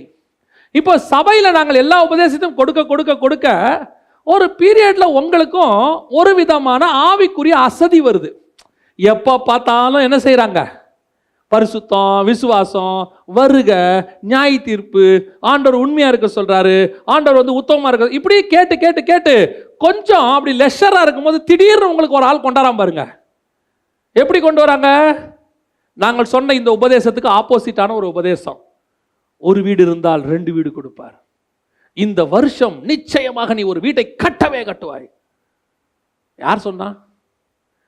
இந்த எப்போ உங்களுக்கு அந்த உபதேசத்தை நீங்க உங்க இருதயத்தில் அக்செப்ட் பண்றீங்களோ, இந்த கிருபையின் பிரமாணத்துக்கு ஆப்போசிட்டான ஒரு விஷயத்தை உங்க இருதயத்துக்குள்ள அக்செப்ட் பண்றீங்களோ, அந்த நிமிஷம் உங்களுக்குள்ள இன்னொரு விதை விழுகிறதுன்னு அர்த்தம். இன்னொரு புருஷன், அதாவது பிசாசினுடைய விதை என்ன செய்யுது? நீங்கள் கற்பிழக்க தொடங்குகிறீர்கள்னு அர்த்தம். எத்தனை வருஷம் ஆனாலும் ஒரு வீட்டுக்காரர் தான், ஒரு மனைவி தான், ஒரு வாழ்க்கை தான், ஒரு குடும்பம் தான், ஒரு உபதேசம் மட்டும்தான். No more doctrines. நான் சொல்லல, பவுல் கீழே சொல்லிக்கிட்டே வராரு, நாங்கள் சொல்லிய இந்த உபதேசத்தை அல்லாமல். அங்க எவ்வளவு அழகா சொல்றாரு பாருங்களேன். 4வது வசனம், எப்படி எனில் உங்களிடத்தில் வருகிறவன் நாங்கள் பிரசங்கியாத வேறொரு இயேசுவை பிரசங்கித்தானால், அல்லது நீங்கள் பெற்றிராத வேறொரு ஆவியையும் நீங்கள் ஏற்றுக்கொள்ளாத வேறொரு சுவிசேஷத்தையும் பெற்றீர்களானால் நன்றாய் சகித்திருப்பீர்களே. என்ன ஆயிடுச்சு? நாங்க சொல்றதெல்லாம் கஷ்டமா போகுது, நாங்க சொல்றதெல்லாம் உங்களுக்கு கொஞ்சம் வருத்தமா மாறுது. ஏன்? சூழ்நிலை அப்படி. நாம கொஞ்சம் கஷ்டத்துல போகும்போது திடீர்னு ஒருத்தன் வந்து சொல்றான், உன்னை கோடீஸ்வரன் ஆக்குவேன்னு. நாங்க சொல்றோம், நீ கஷ்டத்துல போகும்போது கிறிஸ்துவுக்குள்ள விசுவாசமா இரு, உன் தேவைகளை தேவன் சந்திப்பார். நாங்க இப்படித்தான் சொல்லி கொடுக்கிறோம். ஏன் இப்படி சொல்லி கொடுக்கிறோம்? அது கேட்கறதுக்கு நல்லா இருக்கும். இப்போ எக்ஸாம் நெருங்க நெருங்க, அப்படியே கொஞ்சம் கொஞ்சமா எக்ஸாம் டைம் வர வர இன்னும் நம்ம ஒரு 10 பாடம் படிக்க வேண்டியிருக்கு, பாஸ் ஆகுமா ஃபெயில் ஆகுமான்னு சொல்லும் போது ஒரு நல்ல தாய் தகப்பன் என்ன சொல்லி கொடுப்பாங்கன்னா, கவலைப்படாத, படி, நான் டீ போட்டு கொடுக்குறேன், நைட் நானும் உங்க கூட உட்காடுறேன், வேணா ஒரு டியூஷன் ஏற்பாடு பண்ணுவோம், தைரியமா படி, எழுத வேண்டியது எழுது, மிச்சத்தை பார்த்துக்கலாம், நீ பாஸ் பண்ணிடுவேன்னு இப்படி சொல்லுவாங்க. ஆனா இதுக்கு ஒன்று ஈஸியான மெத்தட் ஒருத்தன் சொல்லி கொடுப்பான். என்ன தெரியுமா? பக்கத்து இடத்துல ஒரு கொஸ்டின் பேப்பர் அவுட் ஆகுதான், 500 ரூபா கட்டினா போதுமா, கொஸ்டின் பேப்பர் கொடுத்துட்றாங்க, நம்ம வாங்கிட்டு வந்து வச்சிடலாம். இன்னொருத்தன் சொல்லுவான், வரக்கூடிய மாஸ்டரை கரெக்ட் பண்ணிடலாம். இன்னொருத்தன் சொல்லுவான் பேப்பரை சேஸ் பண்ணி பாஸ் பண்ணிடலாம். இதெல்லாம் கேட்கறதுக்கு நல்லா தான் இருக்கும். 500 ரூபா கொடுத்தா பாஸ் பண்ணிடலாமோ, உட்காந்து கொஸ்டின் பேப்பர் அவுட் ஆகிடுமோ. நாங்கள் ஸ்கூல் படிக்கிற காலத்தில், நாங்கள் படிக்கிற காலத்தில் எங்களுக்கு அப்புறம் வந்த ஒரு பேட்ச் பசங்க மேக்ஸ் எக்ஸாமுக்கு, நான் சொல்கிறேன் 1990s மேக்ஸ் எக்ஸாமுக்கு நல்லா படிக்கிற பசங்க அவனுங்க. முந்தின நாள் ஒருத்தன் வந்து சொல்லிட்டான், கும்பகோணத்தில் நேற்றே மேக்ஸ் எக்ஸாம் நடந்துருச்சான், கொஸ்டின் பேப்பர் அவுட் ஆயிடுச்சு, நைட்டு 10 மணிக்கு வருது கொஸ்டின் பேப்பர் அப்படின்னு சொன்ன உடனே இன்னைக்கு மத்தியானம் எக்ஸாம் முடிச்சதுலேருந்து எவனும் 10 மணி வரைக்கும் படிக்கவே இல்லை. ஏன்னா கொஸ்டின் பேப்பர் எத்தனை மணிக்கு வருது? 10 மணிக்கு வருது. 10 மணிக்கு வருது. எல்லாம் வெயிட் பண்ணிக்கிட்டே இருக்கிறான். 10:30 மணிக்கு சொல்கிறாங்க கொஸ்டின் பேப்பர் வரல, கிடைக்கல. இதுக்கப்புறம் எல்லாம் புக் எடுத்து ஓடுறான். டென்ஷன்லேயே பாதி பேர் தூங்கிட்டான். எதுக்கு சொல்கிறேன்? இந்த பக்க வழியாய் நுழைகிற உபதேசம் இருக்கிறதே, அது கேட்க சந்தோஷமா தான் இருக்கும். ஆனால் உண்மையான உபதேசம் இருக்கே, அது கை கொள்வதற்கு கஷ்டமா தான் இருக்கும். ஆனால் நேர் வழியாய் போகிற உபதேசம், கற்புள்ள உபதேசம், பக்க வழியாய் நுழைகிறது. என்னைக்கு இருந்தாலும் செகண்டு ஃபால்ட்டு, அது ராங்கு, அது தப்பு, ஒரு நாள் கொண்டு போய் நரகத்தில் உங்களை தள்ளிவிடும். இப்போ வருது பாருங்க உபதேசம், உள்ள பாம்பின் வழியா உள்ள வருது பாருங்க உபதேசம். இந்த செய்தியினுடைய மிக முக்கியமான நோக்கமே, நீங்கள் கற்புள்ளவர்களாக போய் பரலோகத்துக்கு சேரணும்னா இந்த உபதேசத்தை அக்செப்டே பண்ணக்கூடாது, ஏற்றுக்கொள்ளவே கூடாது. ஏன் இப்போ ஏவாள் ஏற்றுக்கிட்டு வஞ்சிக்கப்பட்டுட்டாங்க. அதனுடைய விளைவை தான் இப்போ சொல்லிட்டு இருக்கிறேன். ஏவாள் வஞ்சிக்கப்பட்டதுக்கு பிறகு நடந்த சம்பவங்களும் நமக்கு நடக்க போற சம்பவமும் ஒரே சம்பவம். அதான் உண்மை. இப்போ ஏவாளுக்கு இந்த உபதேசம் எப்படி வந்துச்சு? பக்க வழியா நுழைஞ்சிச்சு உள்ள. அப்படியே யாரோ ஒருத்தன் பாம்பு அப்படியே ஊர்ந்து வருது உள்ள, தந்திரமான உபதேசம். இப்போவும் அதே மாதிரி தான் தந்திரமான உபதேசம் வருது. நாங்கள் நேரடியாக சபையில் உட்காந்து சொல்றது உங்களுக்கு கேட்கறது கொஞ்சம் கஷ்டம், வந்து கேட்கறது கஷ்டம். அதான் சொல்லுவேன், இந்த பேண்டமிக்கு முன்னாடி, இந்த வைரஸுக்கு முன்னாடி சபை திறந்துருக்கும் போது கள்ளோபதேசம் வந்துச்சுன்னா ஏதோ வீட்டுக்குள்ள வரும், யாராவது ஒருத்தர் வந்து வீட்டுக்குள்ள பேசுவாங்க, ஒரு பைபிள் எடுத்துட்டு வந்து பேசுவாங்க, ஒரு பைபிள் ஸ்டடின்னு சொல்லுவாங்க. நீங்க போவீங்க, அது கள்ளோபதேசமா இருக்கும், அப்படியே வருவீங்க. அப்ப கண்டுபிடிச்சிடலாம் பாருங்க. இப்ப அப்படி இல்லையே. இப்ப காத்து மாதிரி கள்ளோபதேசம் வீட்டுக்குள்ள வருது. செல்போன் வழியா வருது, இல்ல உங்களுக்கு ஃபேஸ்புக் வழியா வருது, வாட்ஸ்அப் வழியா வருது, எல்லா பக்கமும். அதான் சொல்வேன், இப்போ ஒரு மொபைலும் ஒரு நெட் கனெக்ஷன் வைஃபை இருந்தால் போதும், எல்லாருமே பிரசங்கியார் ஆயிடலாம். இப்போ ரொம்ப ஈஸி. முன்னாடி இருக்கிறத விட முன்னாடியாவது பைபிளை தூக்கணும். இப்போ பைபிளே தேவையில்லை, யார் கையிலையும் பைபிளே கிடையாது. இப்போ ரொம்ப ஈஸி. ஒரு கையில் மொபைல், ஒரு நெட் கனெக்ஷன் இருந்தால் போதும், வைஃபை கனெக்ஷன் இருந்தால் போதும், உபதேசம் கொடுத்துடலாம் 15 நிமிஷம். இப்போ சபைக்கு என்ன வருது? பக்க வழியாய் பிசாசு உள்ளே சர்பம் கொண்டது தந்திரமான உபதேசம்.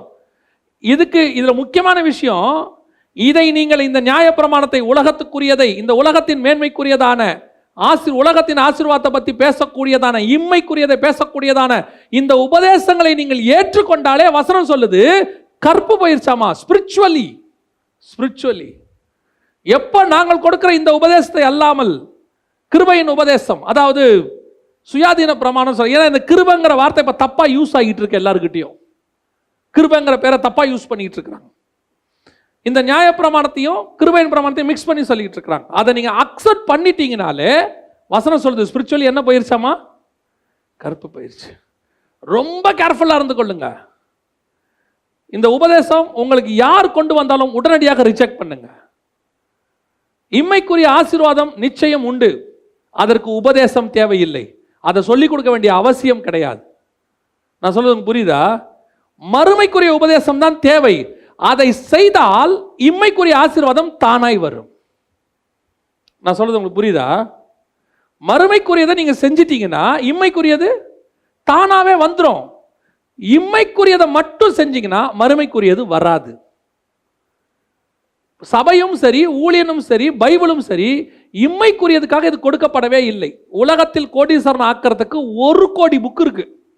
பணக்காரனாவது எப்படின்னு எல்லா லாங்குவேஜ்லயும் புக்கும் இருக்கு. ஆனா பரலோகத்துக்கு போவது எப்படிங்கிறதுக்கு ஒரே ஒரு புக்கு தான் இருக்கு, அது பரிசுத்த வேதாகமம் மட்டுமே. இப்ப நாங்களும் இதுல இருந்து அதையே தான் போதிக்கணும்னு நீங்க சொன்னீங்கன்னா, அதுதான் கேட்கறதுக்கு நல்லா இருக்குன்னு சொன்னீங்கன்னா, நீங்க பக்க வழியாய் நுழைகிற உபதேசத்தை விரும்புகிறீர்கள்னு அர்த்தம்.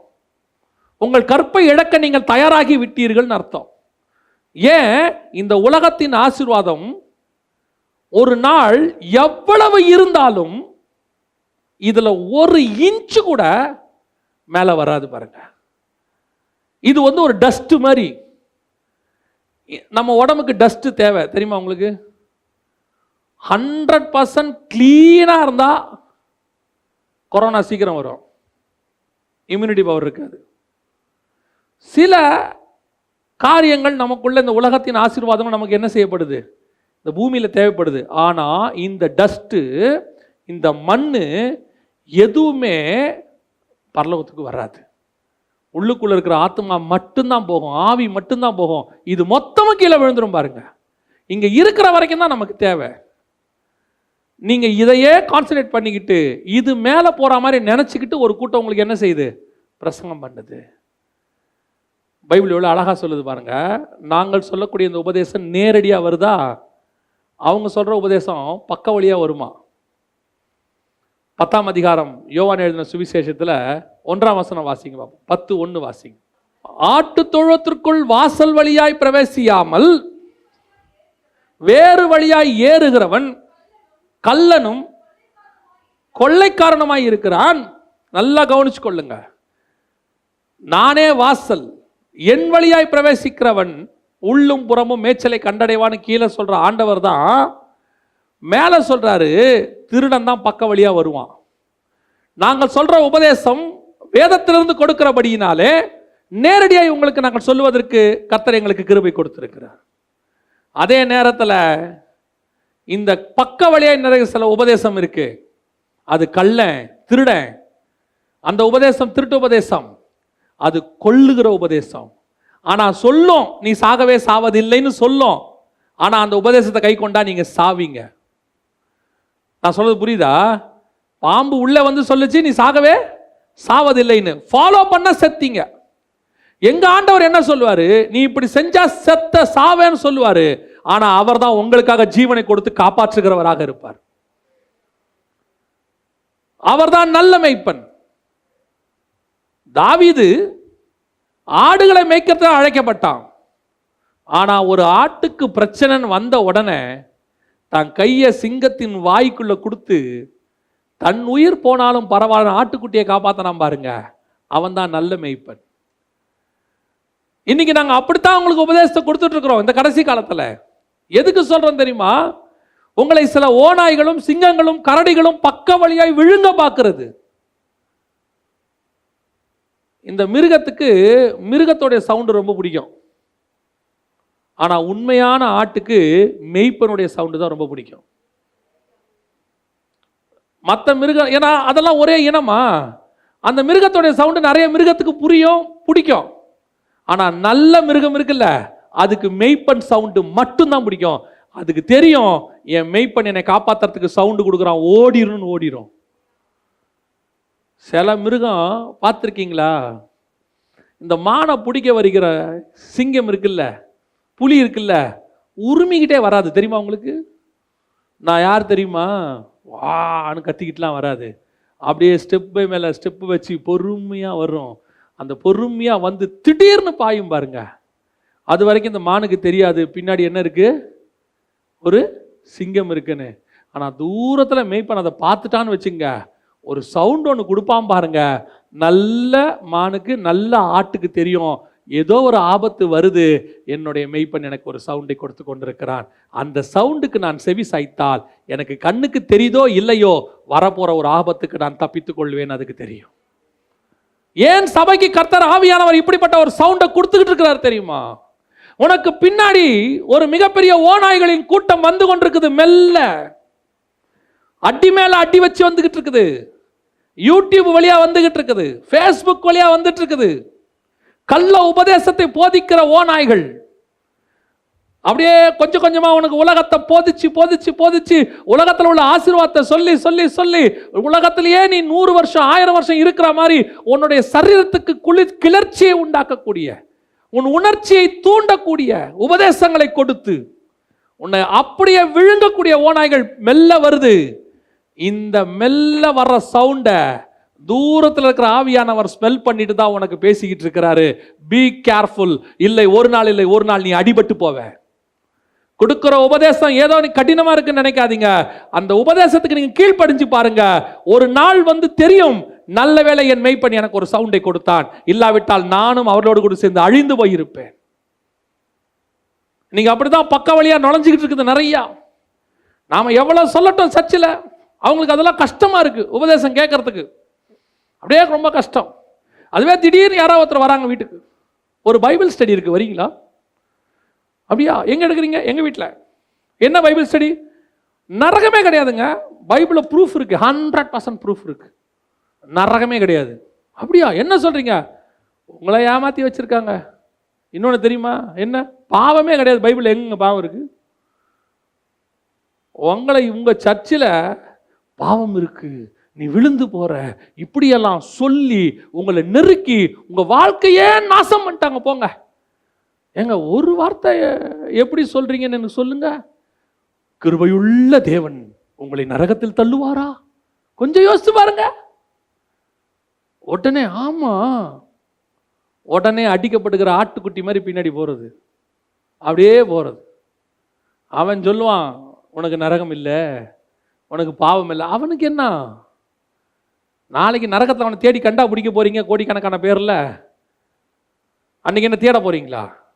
அது பிசாசுடைய சத்தம். வலு சர்ப்பம் உள்ள வந்துருச்சு தோட்டத்துக்குள்ள. இப்ப கர்த்தர் சொல்லிட்டு இருக்கிறாரு, மனம் திரும்பு, இந்த சவுண்டுக்கு செவி சாய்க்காத. இன்னொரு சத்தத்துக்கு நீ செவி சாய்த்தாயானால், இன்னொரு சத்தத்தை உன் ஆத்மாவுக்குள்ளே நுழைய நீ விடுவாயானால், இன்னொரு உபதேசத்துக்கு நீ உன்னை கீழ்ப்படிவதற்கு தருவாயானால், நாங்கள் சொல்லாத, வேதத்தில் சொல்லாத இப்படிப்பட்டதான கள்ள உபதேசத்துக்கு நீ கீழ்ப்படிவையானால் உன் கற்பை இழக்க தொடங்கி இருக்கிறாய் என்று அர்த்தம். கற்புள்ளாத சபை அந்த கற்புள்ள புருஷனை பார்க்க போகவே முடியாது. எனக்கு இந்த வசனத்தை வாசிட்டு இருக்கும்போது ஒரு ஓமையாக ஒரு காரியத்தை ஆண்டவர் சொல்லி கொடுத்தார். ரொம்ப அது சம்பவம் வேறு, ஆனால் ஆண்டவர் சொல்லி கொடுத்த விதம் வேறு. ரொம்ப நல்லா இருந்துச்சு. தேவன் மரியாளுக்குள்ள வந்துட்டார், குழந்தையாக உள்ளே வந்துட்டார். மரியாள் உள்ளே அந்த பிள்ளை வந்த பிறகு பரிசுத்த ஆவியினால், இயேசுதான் வார்த்தை, இயேசுதான வார்த்தை. இப்போ மரியாளுக்குள்ள என்ன வந்துருச்சு? இயேசுங்கிறதான கிருபையின் பிரமாணம் என்ன வந்துருச்சு? அவளுக்குள்ள வந்துருச்சு. அது வந்த உடனே அந்த கிருபையின் பிரமாணம் உள்ள இருக்கிற வரைக்கும் யோசேப்பினுடைய நியாய பிரமாணம் உள்ள போலையாம் பாருங்க. யோசேப்பு அவளை அறியாது இருந்தான். ஏன்? உனக்குள்ள கிருபையின் பிரமாணமாக இயேசு கிறிஸ்து இருக்கிற வரைக்கும் வெளியே இருக்கிற எந்த பிரமாணம் உனக்குள்ளே வரவே முடியாது. கர்த்தர் அதை தடுத்து வைத்திருக்கிறார். எப்ப இந்த கிருபையின் பிரமாணம் உன்னை விட்டு போகுதோ, வெளியே போகுதோ, எப்ப இது போன உடனே உன்னை நீ நியாய பிரமாணத்துக்கு ஒப்பு கொடுக்கிறியோ, யோசேப்பு மரியாளை அறிந்தான். அதுக்கப்புறம் நிறைய பிள்ளை பிறக்குது, ஆனா எந்த பிள்ளையும் இயேசு கிடையாது. அந்த ஒரு பிள்ளை மட்டும்தான் இயேசு. ஏன்னா அது கிருபையின் பிரமாணம், இது நியாய பிரமாணம். ரெண்டு பிரமாணம் ஒன்னா உனக்குள்ள சபைக்குள்ள இருக்க முடியாது. மரியாள் என்கிற அந்த நியாய பிரமாண சபைக்குள்ள இயேசு கிறிஸ்து கிருபையின் பிரமாணத்தை கொண்டு வருகிறார், மீட்பை கொண்டு வருகிறார். அவர் இருக்கிற வரைக்கும் யோசேப்பு அவளை அறியாதிருந்தான். அந்த பிரமாணம் உள்ள வரல பாருங்க, உலகம் உள்ள வரல. இயேசு வார்த்தை வசனம் உனக்குள்ள இருக்கிற வரைக்கும் உலகம் உனக்குள்ள வராது. கர்த்தர் உனக்குள்ள இருக்கிற வரைக்கும் வேற எதுவும் உனக்குள்ள வர முடியாது. கர்த்தர் அடைச்சு வச்சிருப்பார். நீ அது வரைக்கும் தான் பரிசுத்தம் உள்ளவள், கிருபை பெற்றவள், எல்லாம் உனக்கு அது வரைக்கும் தான். எப்போ? இயேசு உனக்குள்ள இருக்கிற வரைக்கும். எப்போ இயேசு மரியாதை விட்டு வெளியே போயிட்டாரோ, யோசேப்பு உள்ள வந்துருவார். இப்போ மரியாள் கற்பு இல்லாதவங்களா? கிடையாது, கற்புள்ளவங்க தான். ஆனா உள்ள என்ன வந்துருச்சு? நியாயப்பிரமாணம் வந்துருச்சு. மற்ற நார்மல், எல்லாரும் மாதிரி நார்மல் மனைவி, அவ்வளோதான். இப்போ இயேசு சொல்றாரு, மரியாள் வந்து நிற்கிறாங்க. இப்போ இயேசு சொல்றாரு, என் பிதாவின் சித்தத்தின்படி செய்கிறவரே எனக்கு தாயும் தகப்பனும். நான் ஒரு நாள் உனக்குள்ள இருந்தேங்கிற அந்த உறவை வச்சுக்கிட்டு இப்போ நீங்க வந்து நிற்கிறீங்க.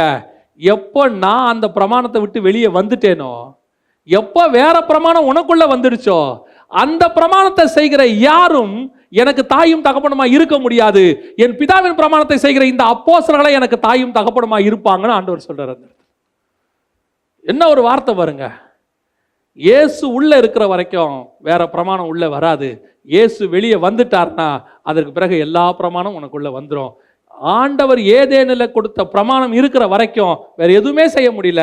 எப்போ ஏதேனுக்குள்ள பிசாசுடைய பிரமாணம் உள்ள வந்துருச்சோ, பிசாசின் உபதேசம் உள்ள வந்துருச்சோ, அதுக்கப்புறம் நீ தோட்டத்துக்குள்ள இருக்கவே முடியாது. அவ்வளவுதான், முடிஞ்சிருச்சு. இதை படிச்சுட்டு இருக்கும்போது ஆண்டவர் சொல்றாரு, இயேசு தேவன் முதலாவது வந்து இவர்களுக்கு என்ன கொடுத்துட்டு போனாரு? நீங்க இந்த வார்த்தைக்கு கீழ்ப்படிங்க, இதை செய்யுங்க அப்படின்னு சொல்லிட்டு போனார். யாருக்கிட்ட? ஃபர்ஸ்ட் சர்ச், ஆதாம்கிட்டையும் ஏவாள்கிட்டையும். இப்போ இவங்க அவர் ரெண்டாம் வருகையில் வரத்துக்குள்ள, ரெண்டாவது வரத்துக்குள்ள, நான் சொல்ல நீங்க புரிஞ்சு கொள்வீங்கன்னு நினைக்கிறேன். ஏதேனுங்கிறதான சபைக்குள்ள ஃபர்ஸ்ட் சர்ச்சுக்கு ஒரு பிரமாணம் கொடுத்துட்டு கீழ்ப்படிய சொல்லிட்டு போறாரு. அவர் ரெண்டாவது வரத்துக்குள்ள சபை பாவத்தில் விழுந்துருச்சு. விழுந்த உடனே இயேசு வருகிற சத்தம் கேட்குது. தேவரீர் தோட்டத்தில் உலாவுகிற சத்தத்தை கேட்டு, இப்ப இங்க வசனம் சொல்லுது, மணவாளன் வருகிறார் என்கிற சத்தம் கேட்டது. இந்த சத்தத்தை கேட்ட உடனே ரெண்டு பேரும் ஓடி போய் என்ன செஞ்சிட்டாங்க? ஒளிஞ்சிட்டாங்க. புத்தி இல்லாத கன்னிகைகள் என்ன செஞ்சிட்டாங்க? எண்ணெய் வாங்க போயிட்டாங்க. ஏன்னா நிர்வாணம், இப்ப எண்ணெய் இல்லை, என்ன பண்றது தெரியல. இப்ப ஆண்டவர் பார்த்தார், ஓகே, இவங்க ரெண்டு பேரும் வெளியே தள்ளி கதவை, ஏதேன் கதவை அடைச்சிட்டாரு. அதான் வசனம் சொல்லுது, அவர் உள்ளே சென்று கதவை அடைத்து கொண்டார். வந்து தட்டுறாங்க, ஆண்டவரே ஆண்டவரே, கர்த்தாவே கர்த்தாவே. ஒன்று எனக்கு தெரியாது. முதலாம் வருகையில் கொடுக்கப்பட்டதான அந்த பிரமாணத்தை அவர்கள் கீழ்ப்படியாமல் போனபடினால ரெண்டாவது வரும்போது நீங்கள் அவரை சந்திக்க முடியாது. காரணம், அந்த வேறொரு பிரமாணம் உள்ளே வந்துருச்சு. கற்பு இல்லாதவர்களாய் போயிட்டாங்க. இப்போ உங்களை கொண்டு போய் கற்புள்ளவர்களாக ஒப்படைக்கவே முடியாது. ஏங்க இப்போ என்னங்க மாற்றம் இருக்கு? ஏவாளுக்கிட்டையும் ஆதாம்கிட்டையும் என்ன மாற்றம் இருக்கு? பழம் தானே சாப்பிட்டாங்க, சரீரம் அப்படியே தானே இருக்கு. ட்ரெஸ் இல்லாம தானே இருந்தாங்க, அதே ட்ரெஸ் இல்லாம தானே இப்பயும் இருக்காங்க. என்ன மாற்றம் இருக்கு? அந்நிய உபதேசம் உனக்குள்ள வந்து நீ எப்ப அதுக்கு கீழ்ப்படிஞ்சிட்டியோ அப்பயே உன் கற்பு போயிடுச்சின்னு அர்த்தம். இப்ப நீங்க சொல்லுவீங்க, இதுல என்னங்க இருக்கு? எல்லாரும் தானே ஃபாலோ பண்றாங்க, எல்லா சபையும் தானே ஃபாலோ பண்ணுது, இவ்வளோ ஸ்ட்ரிக்டான உபதேசம் எதுக்குங்க? எல்லாரும் செய்யறதா நாங்களும் செய்யறோம், நாங்க பேசாம அந்த சர்ச்சுக்கு போறோம். எஸ், யூ கேன், தப்பே கிடையாது. அவங்க செய்யறது நாங்களும் செய்யறோம், செய்யலாம். மணவாளன் வரும்போது உங்களுக்கு அந்த டிஃபரன்ஸ் தெரியும், உங்களுக்கே தெரியும். அவருக்கு முன்பாக நிற்க பாத்திரவான்களாய் இருக்கும்படிக்கு தான் நம்மளை ஆண்டவர் உருவாக்கி இருக்கிறாரு. இப்போ ஏவாளுக்கு என்ன பிரச்சனை? பழந்தானே சாப்பிட்டாங்க. முன்னாடியும் நான் ட்ரெஸ் இல்லாமல் தான் இருந்தேன், இப்பயும் பின்னாடியும் நான் ட்ரெஸ் இல்லாமல் தான் இருக்கிறேன். என்ன இப்போ போய் தேவனுக்கு முன்னாடி நின்னா என்ன? அவருக்கு தெரியவா போகுது? நான் தான் பழம் சாப்பிட்டேனே. ஆதாம், நீங்களும் சொல்லாதீங்க, நானும் சொல்ல வேண்டாம். ரெண்டு பேரும் பழம் சாப்பிட்டது சொல்லவே வேண்டாம். ஆஸ் யூஷுவல் கையை கோத்துட்டு போய் நிற்போம். நிற்க முடிஞ்சிச்சா? நிற்க முடியாது. ஏன்? வேறொரு பிரமாணம் அவருக்குள்ள இருக்கு. அந்த சபைக்குள்ள வேற பிரமாணம் நிற்கும் போது அது கற்பில்லாத சபை, அது தேவனுக்கு முன்பாக நிற்க முடியாது. எலியாவை எடுத்துக்கொள்ளுங்க. எலியா கிட்ட இருக்கக்கூடியதான ஒரே பெஸ்ட் குவாலிட்டி என்ன தெரியுமா? அவனுக்குன்னு இருக்கிற பட்ட பேர் என்ன தெரியுமா? கர்த்தருக்கு முன்பாக நிற்கிற நான். 1 ராஜாக்கள் 17 இருக்கட்டும் 18 இருக்கட்டும், எல்லாத்திலையும் அவன் சொல்ற வார்த்தை என்னன்னா, கர்த்தருக்கு முன்பாக நிற்கிற நான். இப்போ எலியா ஓரேபுக்கு ஓடிட்டார், இரவு பகல் 40 நாள் ஓடிட்டார். இப்போ ஒரு மலைக்குள்ள போய் குகைக்குள்ள தங்கி இருக்கிறார்.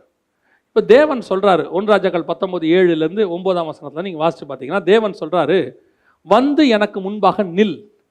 எலியாவே, உனக்கு இங்க என்ன வேலை? 13வது வசனம் வரைக்கும் எலியா அவருக்கு முன்பாக வந்து நிக்கல. ஏன் நிக்கல? எலியா வந்து நிக்க வேண்டியதானே, கூப்பிட்டா வந்து நிக்க வேண்டியதானே, ஏன் நிக்கல? எலியாவுக்கு தெரியும், நான் ஓடினதெல்லாம் நல்லா தான் இருந்துச்சு, ஓடுற வரைக்கும் ஒன்றும் தெரியல, இப்போ இவர் வரும்போது தான் எனக்கு தெரியுது நான் ஏதோ என்ன பண்ணியிருக்கிறேன், மிஸ்டேக் பண்ணியிருக்கிறேன்.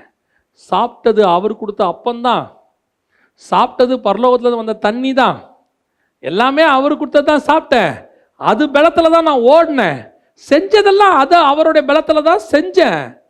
ஆனால் வேற ஏதோ ஒரு மிஸ்டேக் எனக்குள்ள இருக்கு. ஏன் உனக்கு அந்த மிஸ்டேக்கு? என்னவோ தெரியல, என்னால் அவரை பார்க்க முடியல, என்னால் போய் நிற்க முடியல. ஏன்? நான் சரீரத்தில் எல்லாம் கரெக்டாக இருக்கேன், என் ஆத்மாவுக்குள்ள ப்ராப்ளம் ஒன்று வந்துருச்சு. என் ஆத்மாவுக்கு ஆத்மா மணவாளனை பார்க்க விட மாட்டேங்குது. சில நேரத்தில் சொல்லுவாங்க தெரியுமா, போலீஸ்காரங்க கண்ணை பார்த்து பேசுகிறாம்பாங்க. தப்பு செய்கிறவன் எதை பார்த்து பேச மாட்டான்? கண்ணை பார்த்து பேச மாட்டான். கண்ணை பார்த்து பேசுறதுக்கு பயம் வரும். அப்படி அலை பாஞ்சிக்கிட்டே இருக்கும். அங்கே பார்ப்பான், இங்கே பார்ப்பான், அப்படி பார்ப்பான், இப்படி பார்ப்பான், இப்படி பார்ப்பான், நேராக பார்க்க மாட்டான். ஏன் பார்க்க மாட்டேன்? நீ தப்பு செஞ்சுதான் அவருக்கு தெரியாதே. அது நீ தானே மறைவாக செஞ்சிருக்கிற. நான் மறைவாக தான் செஞ்சேன், ஆனால் என் ஆத்மாவுக்கு தெரியுது. என் ஆத்மாவால் நேருக்கு நேர் பார்க்கவே முடியாது. என் சரீரத்தில் செய்த தவறுக்கே என்னால் அப்படி மனுஷனை நேருக்கு நேர் பார்க்க முடியலனா, என் ஆத்துமாவில் செய்த தவறுக்கு நான் எப்படி என் தேவனை நேருக்கு நேர் போய் பார்ப்பேன்? அதனால தான் மரத்துக்கு பின்னாடி போய் ஒளிஞ்சுக்கிட்டான், இவன் போய் குகைக்குள்ள ஒளிஞ்சுக்கிட்டான். இவர்களை வந்து தேவன் கூப்பிட வேண்டியிருக்கு. சபைக்குள்ளையும் அப்படித்தான். எங்களுக்கு தெரியாது, பாஸ்டருக்கு தெரியாது, போதிக்கிறவனுக்கு தெரியாதுன்னு நினைச்சுக்கிட்டு உன் வீட்டுக்குள்ள கள்ள உபதேசமோ, உனக்குள்ள ஒரு கள்ள உபதேசமோ, உனக்குள்ள ஒரு தவறான காரியங்களோ மறைமுகமாக இருக்கும்போது யாருக்கும் தெரியல நினைச்சுக்கிட்டு இருந்தீங்கன்னா, God knows very well. கர்த்தருக்கு தெரியும், உன்னால் கர்த்தரை நேருக்கு நேர் பார்க்க முடியாது. ஏன்? உன்னை அறியாமலேயே உன் ஆவிக்குரிய கற்பு போய்கொண்டிருக்கிறது. அதான் பைபிள் சொல்லுது, உன்னை கற்புள்ள கன்னிகையா ஒப்படைக்கணும்னு எனக்கு ஒரு வைராக்கியம் இருக்கு. சில நேரத்தில் வாலிப பிள்ளைங்கிட்ட அப்பா அம்மா ரொம்ப ஸ்ட்ரிக்டாக இருப்பாங்க. எப்போ ஸ்ட்ரிக்டாக இருப்பாங்க அப்படின்னா, அந்த வாலிப பிள்ளையோடைய நடக்கையில் அவங்களுக்கு ஒரு பயம் வரும்போது, இல்லை அவங்க போகிற வழியில் கொஞ்சம் ஏதாவது ஆபத்து இருக்குதுன்னு அவங்க நினச்சாங்கன்னா என்ன செய்வாங்க? எக்ஸ்ட்ரா கேர் எடுப்பாங்க. அந்த போகிற வழியில் யாராவது கிண்டல் பண்ணுற மாதிரி இருந்தால் உடனே இவங்க கூட்டிகிட்டு போய் கூட்டிகிட்டு வருவாங்க. இல்லை அது போகிற வர வழியில், எங்கள் காலத்தில் நான் சொல்கிறேன், 30 வருஷத்துக்கு 20 வருஷத்துக்கு முன்னாடி ஸ்ட்ரீட் லைட்ஸ் இருக்காது, இருட்டாக இருக்கும். அப்படி இருந்தால் நல்ல அப்பாவோ அண்ணனோ என்ன பண்ணுவாங்கன்னா, அது பஸ் இறங்குற இடத்துல வந்து என்ன செய்வாங்க? நிற்பாங்க, நின்று கூட்டிகிட்டு போவாங்க. ஏன்னா அங்கே என்ன இருக்குது? இருட்டு இருக்குது, என் பிள்ளைக்கு ஏதாவது நடந்துருமோ, எக்ஸ்ட்ரா கேர். எப்போ எடுப்பாங்க? அதே நேரத்தில் இறங்கி நேராக ஒரே ரோடு, 2 பக்கமும் நல்ல வீடு வாசல் எல்லாம் உட்காந்து பேசிக்கிட்டு இருப்பாங்க. வெளிச்சம் இருக்கும்போது அப்பாவே சொல்லுவார், அதான் எல்லாரும் இருக்காங்க, நடந்து வந்துரு, எனக்கு இது எதுக்கு ஒரு ஆள் உனக்கு அப்படிம்பாரு. ஏன்? ஒரு ஆபத்து வரும்னு தெரியும் போது we will take extra care. அதைத்தான் பவுல் சொல்றாரு, எனக்கு தெரியுது சபைக்குள்ள பிரச்சனை வருதுன்னு. அந்த பிரச்சனை வரும்போது எங்கே உனக்குள்ள ஆவிக்குரிய கற்பழிப்பு நடந்து விடுமோ என்று நான் பயப்படுகிறேன். உன்னை கொண்டு போய் தேவனிடத்தில் கற்புள்ள கன்னிகையை ஒப்படைப்பதற்கு நான் ஆவியிலே வைராக்கியம் கொண்டிருக்கிறேன். இது ஒவ்வொரு ஊழியக்காரனுக்குள்ளேயும் வரணும், ஒவ்வொருத்தருக்குள்ளேயும் வரணும். என்னை நம்பி கொடுத்த சபையை, என்னை நம்பி கொடுத்த ஆத்துமாவை, என்னை நம்பி கொடுத்த ஊழியத்தை கற்புள்ளதாக கடைசி வரைக்கும் கொண்டு போய் என் கர்த்தர் கரத்தில் நான் ஒப்படைக்க வேண்டும். அதை நான் விட்டுவிடக்கூடாது. நடுவில் சிங்கம் வரும், கரடி வரும், ஓநாய் வரும், கள்ள உபதேசம் வரும், பக்க வழியாய் நுழையும், பின்வாசல் வழியாய் நுழையும். எனக்கு தெரியாம கூட வரும். ஊழியக்காரனுக்கு தெரியாமையே விசுவாசி வீட்டுக்குள்ள கள்ள உபதேசம் வரும். அப்படியும் வரக்கூடாது என்று பவுல் விரும்புகிறார். இந்த வைராக்கியம் ஒவ்வொரு ஊழியக்காரனுக்குள்ளேயும் இந்த கடைசி காலத்தில் வந்துருச்சுன்னா, வசனம் சொல்லுது, அந்த ஒரே புருஷனுக்கு நான் கொண்டு போய் பத்திரமாய் உங்களை ஒப்படைத்து விடுவேன். ஒரு ஊழியக்காரனுக்குள்ள எப்போ தெரியுமா திருப்தி வரணும்? ஒரு தகப்பன் ஒரு 20-25 வயசு ஆகிற வரைக்கும் அந்த மகளை, நான் சொல்றதெல்லாம் ஒரு காலத்துக்கு முன்னாடி, இப்போ நிறைய பேர் இருக்கிறாங்க, அந்த மகளை வளர்த்து கொண்டு போய் ஒரு கணவனுக்கு திருமணம் பண்ணி இனிமேட்டு அவள் லைஃப் அவன் பார்த்துப்பாங்கிற ஒரு நம்பிக்கை வரும் பாருங்க. அன்னைக்கு தான் அவனுக்கு என்ன வரும்? ஒரு சாட்டிஸ்ஃபேக்ஷன், ஒரு நிம்மதி வரும். இனிமேட்டு அவன் டேக் கேர் பண்ணிப்பான், நம்ம அடுத்த பிள்ளையோடைய வேலையை பார்க்கலாம், இல்லை நம்முடைய கடைசி காலத்துக்கான வேலையை பார்க்கலான்ற திருப்தி அவனுக்கு அப்போ தான் ஆரம்பிக்கும். ஒரு ஊழியக்காரனுக்கு எப்போ தெரியுமா அந்த சாட்டிஸ்ஃபேக்ஷன் வரணும்? இயேசுவின் கையில் கொண்டு போய் எப்போ என்னை நம்பி கொடுத்த ஊழியத்தை பத்திரமாய் கொண்டு போய் அத்தனை ஆத்துமாக்களை நான் ஒப்படைத்து, மணவாளனே என்னை பேணி காக்கும்படி பாதுகாக்கும்படி கொடுத்த மந்தையை நான் பத்திரமாய் ஒப்படைத்து விட்டேன்னு சொல்லி கொடுக்குறானோ, அன்னைக்கு தான் அவனுக்கு சாட்டிஸ்ஃபேக்ஷனே வரணும். அன்னைக்கு தான் அவன் வாழ்க்கையில் திருப்தி வரணும். அது வரைக்கும் அந்த தகப்பன் தூங்க மாட்டான் தெரியுமா? நல்ல தூக்கம் வராது. இந்த பிள்ளைக்கு அப்படி செய்யணும், அப்படி ஒரு மாப்பிள்ளையை பார்க்கணும், கல்யாணத்துக்கு இந்த வேலை பார்க்கணும், அதை செய்யணும், அதை பற்றி யோசிச்சுக்கிட்டே இருப்பான். அது போன பிறகுதான் அவனுக்குள்ள ஒரு நிம்மதி வரும். அது மாதிரி தான் நமக்கு இருக்கணும். நீங்கள் எல்லாம் கற்புள்ள கன்னிகையாய் ஒரே புருஷனுக்கென்று நியமிக்கப்பட்டிருக்கிறீர்கள். இந்த இடத்துல பவுல் ஒரு காரியம் சொல்றார், அதை மாத்திரம் நான் சொல்லிட்டு முடிக்கிறேன். 2வதாக, நம்ம அத்தனை பேரையும் ஒரே புருஷனுக்கென்று நியமித்திருக்கிறாராம். அது என்ன ஒரே புருஷன்? இதை வாசிக்கும் போது எனக்கு ரொம்ப ஒரு பெக்குலியரா இருந்துச்சு. கிறிஸ்து என்னும் புருஷனுக்குன்னா முடிஞ்சு போச்சு தானே, அது என்ன கிறிஸ்து என்னும் ஒரே புருஷனுக்கு அப்படின்னும் போது எனக்கு ஆண்டவர் ஞாபகப்படுத்துனது என்னன்னா, 4ஆம் அதிகாரம் யோவான் எழுதின சுவிசேஷம் 8வது வசனம். சமாரியா நாட்டாள் ஆகிய ஒரு ஸ்திரீ அங்கே தண்ணி எடுக்க வருகிறாள். அப்படிதானே இருக்குது. வரும்போது 18வது வசனம் வாசிங்க. 4:18. எப்படி எனில் 5 புருஷர்கள் உனக்கு இருந்தார்கள், இப்பொழுது உனக்கு இருக்கிறவன் புருஷன் அல்ல, உள்ளபடி சொன்னாய் என்றாய். இயேசு கிறிஸ்து இப்படி ஒரு பர்சனல் லைஃபை பேசுற ஆண்டவரா? இயேசு கிறிஸ்து இப்படி ஒரு பர்சனல் லைஃப்ல நீ 5 பேரோட வாழ்க்கையை நடத்திக்கிட்டு இருக்க இப்படி உட்கார்ந்து சீப்பா பேசுவாரா? இல்ல அவளை மனம் திரும்ப பண்றதுக்கு இதுதான் வழியா அப்படின்னு பார்த்தீங்கன்னா, எனக்கு எப்பவுமே இது என்னுடைய personal opinion about Jesus Christ என்ன தெரியுமா? என் தேவன் தரக்குறைவாய் ஒரு வார்த்தை கூட பேச மாட்டார். என் தேவன் பேசுகிற ஒவ்வொரு வார்த்தைக்கு பின்னாடியும் பல டைமென்ஷன்ல ஸ்பிரிச்சுவல் காரியம் இருக்கும். அதை புரிஞ்சுக்கிற அறிவு பரிசுத்த ஆவியானவர் வந்தா மட்டும்தான் கிடைக்கும், வேற இல்லைன்னா கிடைக்கவே கிடைக்காது. பைபிள்ல உள்ள எல்லா விஷயமும் சரி. இயேசு மரத்தை சபித்தார், உடனே ஒரு சில மதக்காரங்க பாருங்க இயேசு எவ்வளவு கோவப்படுறாரு. இயேசு ஏன் சபிச்சாருங்கிறத படிச்சா தான் தெரியும். இயேசு நாய்க்குட்டி என்று சொன்னாரே, அவர் ஏன் நாய்க்குட்டிங்கிறத அங்க போய் தியானிச்சாதான் தெரியும். இங்க சமாரியா ஸ்திரீகிட்ட அதே மாதிரி ஒரு வார்த்தையை சொல்றாரு, உனக்கு 5 புருஷன். நம்மளே பேச மாட்டோம் தெரியுமா உங்களுக்கு? அப்படியே உண்மையா ஒரு அம்மா கிட்ட இருந்தா கூட சண்டை போடும் போது வேணா நம்ம ஆட்கள் என்ன பண்ணுவாங்க, உன் பத்தி தெரியாதா, உன் யோகிதை தெரியாதான்னு சொல்லிட்டு அப்படி பேசுவாங்க கேவலமா. ஆனா தண்ணி வாங்கி குடிக்க போற அம்மா கிட்ட அப்படி பேசுவோமா? 5 புருஷன் வச்சிருக்கிற அம்மா கொஞ்சம் தண்ணி கொடுங்கம்மான்னு கேட்போமா? ஏசுனா தண்ணி குடிக்க தானே போனாரு, அங்க தண்ணி தானே கேட்கிறாரு, தாகத்துக்கு தாய் என்றார். அப்படிதானே இருக்கு. நம்ம அப்படி கேட்ட முடியுமா யாருக்கிட்டையாவது? ஆண்கள்கிட்ட கூட கேட்ட முடியுமா? 2 மனைவியோட இருக்கிற ஐயா வாங்க கொஞ்சம் தண்ணி ஊத்துங்கயா சொல்ல முடியுமா? அடிச்சு பின்னிடுவான் நம்மள. இப்போ இயேசுநாதர் அப்படி கேட்கவே மாட்டாரு. அது ஆவிக்குரிய அர்த்தம் என்ன தெரியுங்களா? 2 கொரிந்தியர் 11 படிக்கும் போது ஆண்டவர் சொல்லி கொடுக்கிறாரு, சமாரியர்களுக்கு 5 புருஷர்கள்னா 5 கடவுள்கள் உண்டு. 2 ராஜாக்களின் புஸ்தகம் 17ஆம் அதிகாரம் 29ஆம் வசனம் வாசி. சமாரியர் உண்டு பண்ணின மேடைகளில் கோவில்களில் வைத்தார்கள். பாபிலோனின் மனுஷர் சுக்கோத் பெனத்தோத், பாபிலோன் கொண்டு வந்தது சுக்கோத் பெனத்தோத்னு ஒன்று. அடுத்து கூத்தின் மனுஷர் நேர்கால் 2, ஆமாத்தின் மனுஷர் அசிமா 3, ஆவியர் 4வது நிகோபாசியும் தர்கார் அப்படிங்கிறதையும். அடுத்து 5வது செப்பர்வியர் என்பவர் அத்ரமலேக் அன்னமலேக் என்பவர்களையும் 5 வகையான கடவுள்களை வச்சிருந்தாங்க சமாரியர்கள். இவங்க 5 பேர் தான் அவர்களுக்கு தேவர்கள். இந்த சமாரிய ஸ்திரீ எங்க வந்திருக்கிறா? இப்போ யாக்கோபின் கிணறு கிட்ட வந்திருக்கிறா. இப்ப சொல்றாரு, உனக்கு 5 புருஷர் இருக்கிறாங்க இருந்தாங்க. அவர் சொல்றாரு 5 புருஷர் இருந்தார்கள். சமாரியாவில் உனக்கு என்ன இருந்துச்சு? 5 புருஷர்கள் இருந்தாங்கம்மா. இப்ப நீ யாக்கோபு கிணத்துக்கிட்ட வந்துட்ட. இப்போ ஒரு புருஷர் இருக்கிறாரு. எந்த புருஷர்? நியாயப்பிரமாண காலத்தினுடைய புருஷர், யூதர்கள் அவங்கள இருக்கிறாங்க. நீ அங்க ஒருத்தனை கல்யாணம் பண்ணி இப்ப அவனும் கிடையாது. இன்னொருத்தர் நிக்கிறாரு உன் முன்னாடி, இவர்தான் உண்மையான மணவாளன்னு சொல்றாரு. ஒரே புருஷனுக்கு ஒப்படைக்கப்பட்ட கன்னி அங்க வந்து ஜாயின் ஆகுது.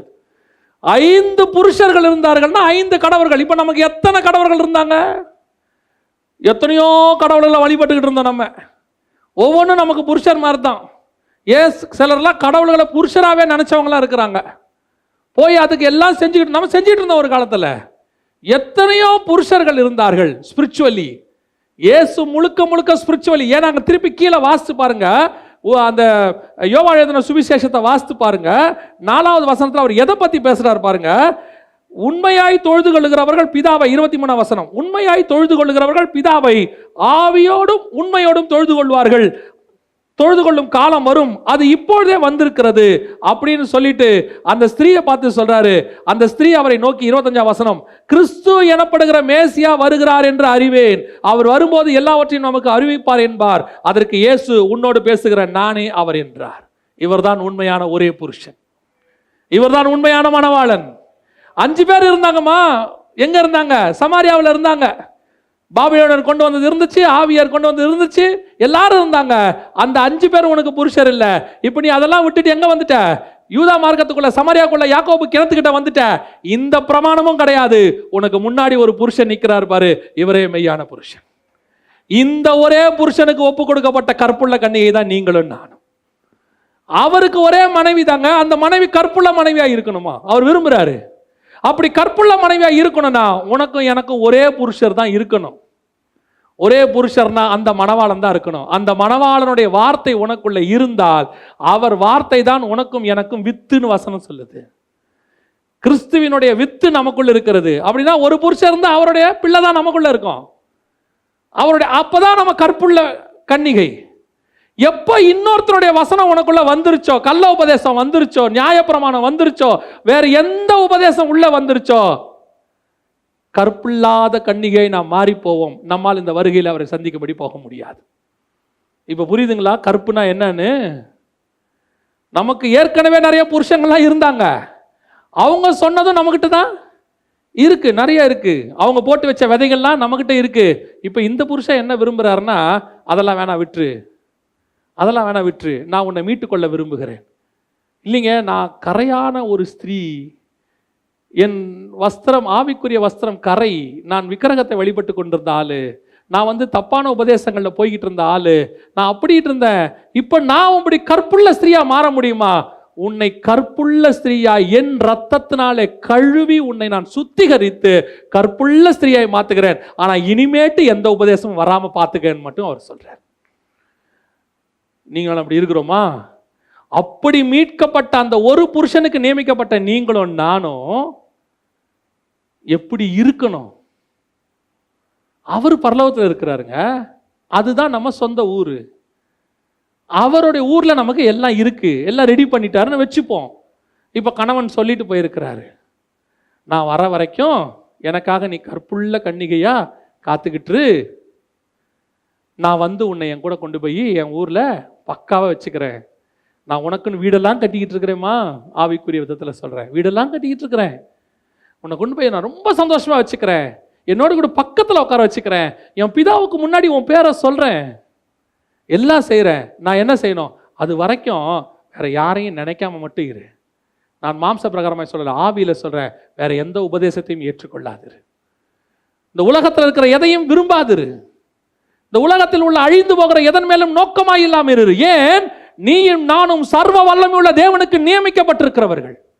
உங்களுக்கு தெரியுமா, ஊர்கள் எல்லாம் பார்த்துருப்பீங்க, நேர்ந்து விடப்பட்ட ஆடுன்னு இருக்கும். கோயிலுக்கு நேர்ந்து விட்டுருப்பாங்க. அந்த ஆட்டு மேல ஒரு பாரத்தையும் ஏற மாட்டாங்க. அந்த ஆட்டுக்கிட்ட பால் கறக்க மாட்டாங்க, அந்த மாட்டுக்கிட்ட பால் கறக்க மாட்டாங்க. அது பாட்டுன்னு ஊரை சுத்தி ஜாலியா போகும். அதுக்கு ஒரு மரியாதை இருக்கும். அதை யாராவது அடிச்சா அடிக்கிறவனை அடிப்பாங்க. அது கோயில் மாடு, அது என்ன செய்யக்கூடாது? அடிக்கக்கூடாது. அதுக்கு என்ன இருக்குது? அது என்ன வேணா செய்யும், அது பாட்டுன்னு போகும். ஆனா உங்களையும் என்னையும் கர்த்தர் அவருக்குன்னு நேர்ந்து விட்டுருக்கிறார். இந்த பூமியில உன் மேலேயும் என் மேலேயும் எவனும் கையை வைக்கவே முடியாது. என்னை தொடுகிறவன் அவருடைய கண்ணின் கருவழியை தொடுகிறான் என்று வசனம் சொல்லுது. ஆனா அவர் சொல்றாரு, மாடே, நான் உனக்கு எல்லாம் செஞ்சேன்றதுனால ஊர் சுத்தாத, இஷ்டப்படி சுத்தாத, எல்லாத்தையும் திங்காத. பார்க்குற இடத்துல இல்லைங்க, அந்த மாடு பேப்பர் திங்குது, அந்த மாடு திங்கும். நீ எனக்கென்று நியமிக்கப்பட்டவள். நீ என்ன சாப்பிடணும், என்ன சாப்பிடக்கூடாது, நீ எப்படி உடுத்தணும், எப்படி உடுத்தக்கூடாது, நீ எப்படியெல்லாம் வாழணும், எப்படி வாழக்கூடாது, எல்லாவற்றையும் நான் உனக்கு தெளிவாக எழுதி கொடுத்துருக்கிறேன். காரணம், நீ எனக்கென்று நியமிக்கப்பட்ட கற்புள்ள கன்னிகை. உனக்குள்ள ஒரு மாசு மறு வந்தாலும் உன்னை நாங்கள் கூட்டிட்டு போக முடியாது எங்க அப்பா கிட்ட. ஏன்னா எங்க அப்பா யார் தெரியுமில்ல, அவர் எங்கிட்டயே பரிசுத்தம் பார்த்தவர். பிதா எப்படிப்பட்ட தேவனா?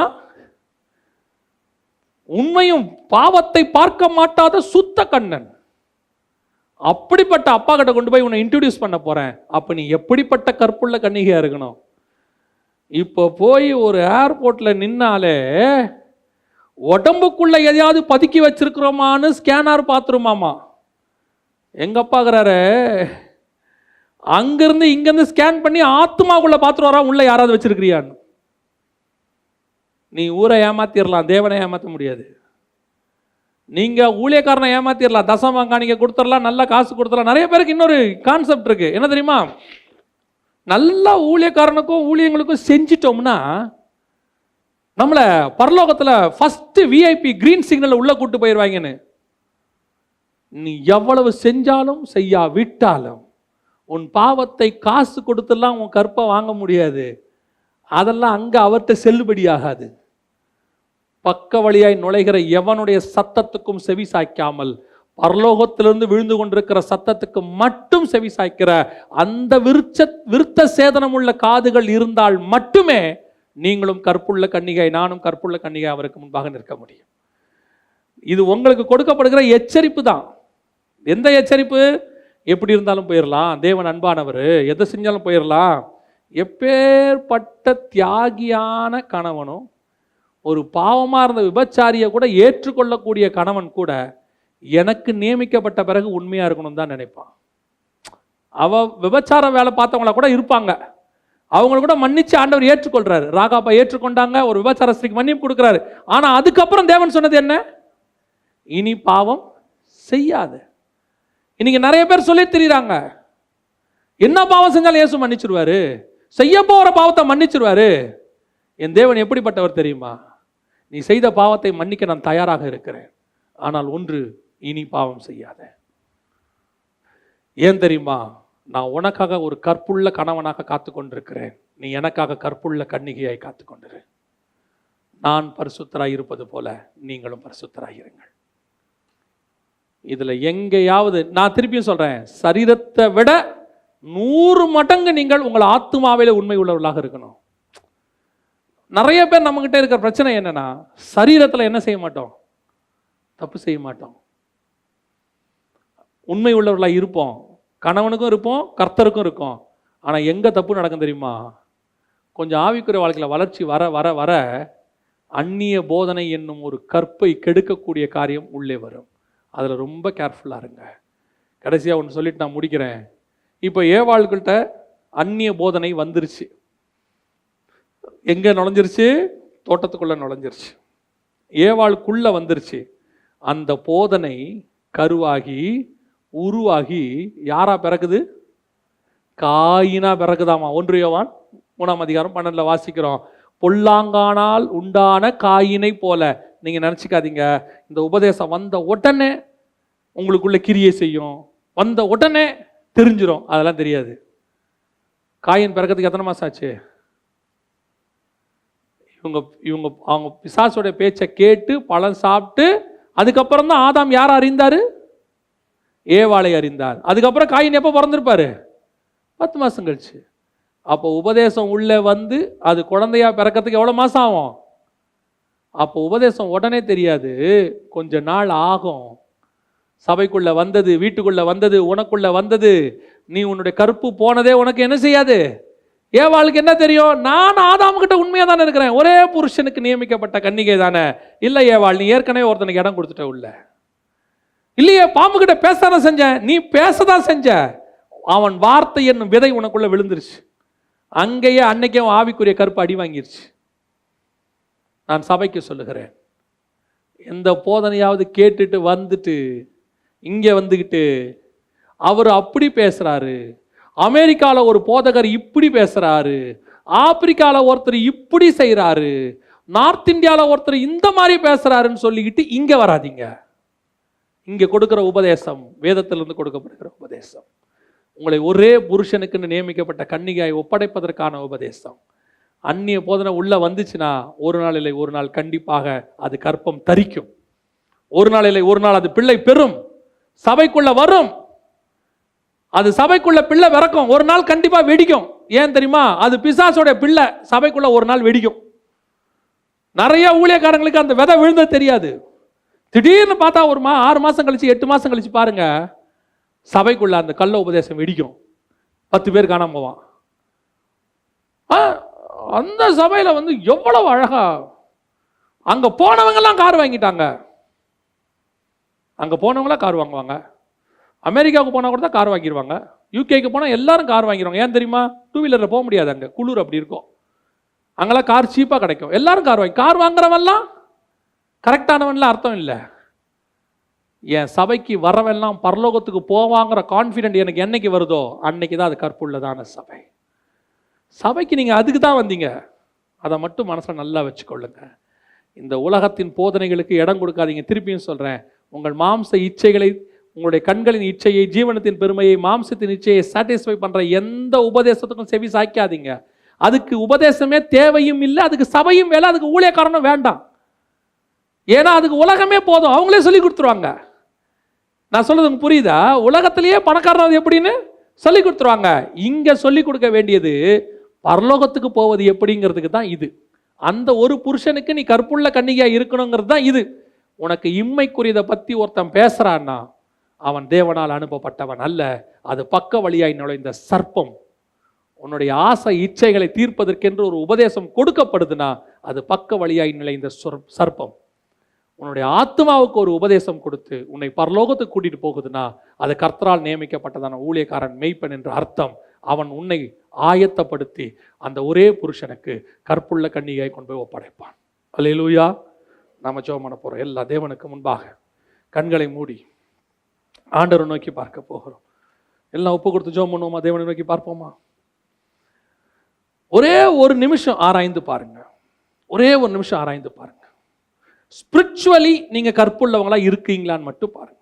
உங்க உலக பிரகாரமா நான் பேசவே இல்லை. நாம எல்லாருமே தேவனுக்கு முன்பாக உண்மை உள்ளவங்க தான். ஒரே மாம்ச பிரகாரமாக ஒரு கணவன் ஒரு மனைவியோடு தான் நம்ம வாழ்க்கையை ஓட்டிகிட்டு இருக்கிறோம். ஒருவேளை சில நேரங்களில் உங்கள் சிந்தனைகளில் இந்த உலக பிரகாரமான போராட்டங்கள் வந்திருக்கலாம். அதை நீங்கள் மேற்கொள்வது எளிது. ஆவியானவர் உங்களுக்கு துணை செய்வார். ஆனால் நான் சொல்லக்கூடிய கற்பு ஸ்பிரிச்சுவல் கற்பு. ஸ்பிரிச்சுவலி உங்களுக்குள் இந்த உலகத்தின் ஆசைகள், அதற்கேற்ற உபதேசங்கள், இந்த உலகத்தை ஆதாயம் பண்ணத்தக்கதாக, இந்த மாம்ச இச்சைகளை திருப்திப்படுத்தத்தக்கதான உபதேசங்கள். நான் தேவ சமூகத்திலிருந்து தைரியமாய் சொல்லுவேன், என் இயேசு கிறிஸ்துவினுடைய உபதேசத்தை மட்டும்தான் உன் ஆத்துமாவை திருப்திப்படுத்தக்கூடிய உபதேசம். என் இயேசுவால் அனுப்பப்பட்ட உண்மை உள்ள ஊழியக்காரர்கள் மட்டும்தான் உன் ஆத்துமாவை திருப்திப்படுத்தக்கூடிய உபதேசத்தை கொடுக்க முடியும். என் தேவனால் அனுப்பப்படாதவன் என்பதை நீ எப்படி புரிந்து கொள்ளலாம் தெரியுமா? பக்க வழியாய் தோட்டத்துக்குள் நுழைந்த வலு சர்ப்பத்தினுடைய உபதேசம் என்பதை நீ எப்படி புரிந்து கொள்ளலாம் தெரியுமா? இந்த உலகத்துக்குரியதையும் மாம்சத்துக்குரியதையும், இந்த மாம்ச தேவைகளுக்குரியதையும், உலகத்தின் இச்சைகளுக்குரியதையும் உனக்கு ஒருத்தன் உபதேசமாய் கொடுக்கிறான் என்று சொன்னால் அவன் தேவனால் அனுப்பப்பட்டவன் அல்ல. உன்னை கற்புள்ள கன்னிகையாக ஒரு தகப்பன் தன் மகளை கொண்டு போய் அந்த கணவன் கையில ஒப்படைக்கிற வரைக்கும் எப்படி ஒரு கர்ப்ப வேதனைப்படுவானோ அதே போல எந்த ஊழியன் படுகிறானோ அவனே தேவனால் அபிஷேகம் பண்ணப்பட்ட ஊழியக்காரன். ஊழியத்தையும் விசுவாசியும் ஆதாயத்துக்காக பயன்படுத்தி அவர்கள் கையில் இருந்து ஆதாயத்தை எதிர்பார்த்து அதற்கேற்ற மாதிரி உபதேசங்களை கொடுத்து அவர்களையும் இச்சையில் தூண்டி அந்த இச்சையில் இவனும் விழுகிறவனா இருப்பானால் அவன் தேவனால் அனுப்பப்பட்டவன் அல்ல. நீ இவ்விதமாய் அவர்களை புரிந்து கொள்ளலாம். உலகம் அவர்களுக்கு பாத்திரமாய் இருக்கவில்லை. அவர்கள் ஆட்டுக்குட்டியின் தோலை போர்த்தி கொண்டு, மாட்டு தோலை போர்த்தி கொண்டு தங்களை மறிக்கவும் அவர்கள் ஒப்பு கொடுத்தார்கள். சிலர் பட்டயத்திற்கு தங்களை ஒப்பு கொடுத்தார்கள். சிலர் தங்கள் பிள்ளைகளை சாக ஒப்பு கொடுத்தார்கள். சிலர் அக்கினியை ஜெயித்தார்கள். ஏன் இவ்வளவு பாடு தெரியுமா? அவங்க இம்மைக்குரியவங்களா இருந்திருந்தாங்கன்னா இந்த பிரச்சனையெல்லாம் அவங்களுக்கு இல்லை. அவங்க மறுமைக்குரியவங்களா இருந்ததுனால தான் இந்த இம்மையில் அவ்வளோ பிரச்சனையை சந்திச்சு ஜெயிச்சாங்க. இந்த முழு வேதாகமும், குறிப்பா புதிய ஏற்பாடு முழுவதும் மறுமைக்குரியதை குறித்தே பேசுகிறது. இம்மைக்குரியது தானாய் வரும், தானாய் வரும். நீ ஆராய்ந்து பார். இனி எனக்கு உலகம் பாத்திரமானதல்ல, நான் தேவனையும் அவரையும் பரலோக ராஜ்யத்தையும் முன்னிறுத்துவேன். பின்பு இவையெல்லாம் எனக்கு கூட கொடுக்கப்படும் என்று நான் அறிந்திருக்கிறேன். இத்தனை ஆண்டு காலம் உன்னுடைய வயது 35, 40, 50, 60, 70, பலத்தின் மிகுதால் 80 இருக்கலாம். இத்தனை ஆண்டு காலம் உன்னை நடத்தின ஆண்டவர் ரிமைனிங் டேஸ்ல நடத்தாம போயிடுவாரா? இத்தனை வருஷம் நீ கேட்டு கேட்டு தான் நடத்தினாரா? இத்தனை வருஷம் நீ கிளைம் பண்ணி தான் கர்த்தர்கிட்ட பில் வாங்கினியா? இத்தனை வருஷம் நீ பெற்ற ஆசீர்வாதங்கள் எல்லாம் நீ கேட்டதுனால உனக்கு கிடைச்சிச்சா, இல்ல கர்த்தர் உனக்கு கொடுத்ததா? நீ அவரை அறியாதிருந்த போதே உன்னை அவ்வளவு அழகாய் நடத்தி கொண்டு வந்த தேவன் அறிந்த பிறகா உன்னை கைவிட போகிறார்? உன் தாயின் கருவில நீ அவரை தெரியாத போது நீ வெறும் ஒரு சதை பிண்டமாக இருந்த காலத்திலே உன்மேல் கண் வைத்து ஆலோசனை கொடுத்து உன்னை ஜீவனோடு கூட வெளியே எடுத்து இம்மட்டும் நடத்தின தேவன் இனிமேலா உன்னை கைவிட போகிறார்? இன்னும் நீ இம்மைக்குரியதுக்காக அவரை தேடுவாயானால் உன்னை போலையும் என்னை போல பரிதபிக்கப்பட்டவன் உலகத்தில் ஒருவனும் இருக்கவே முடியாது.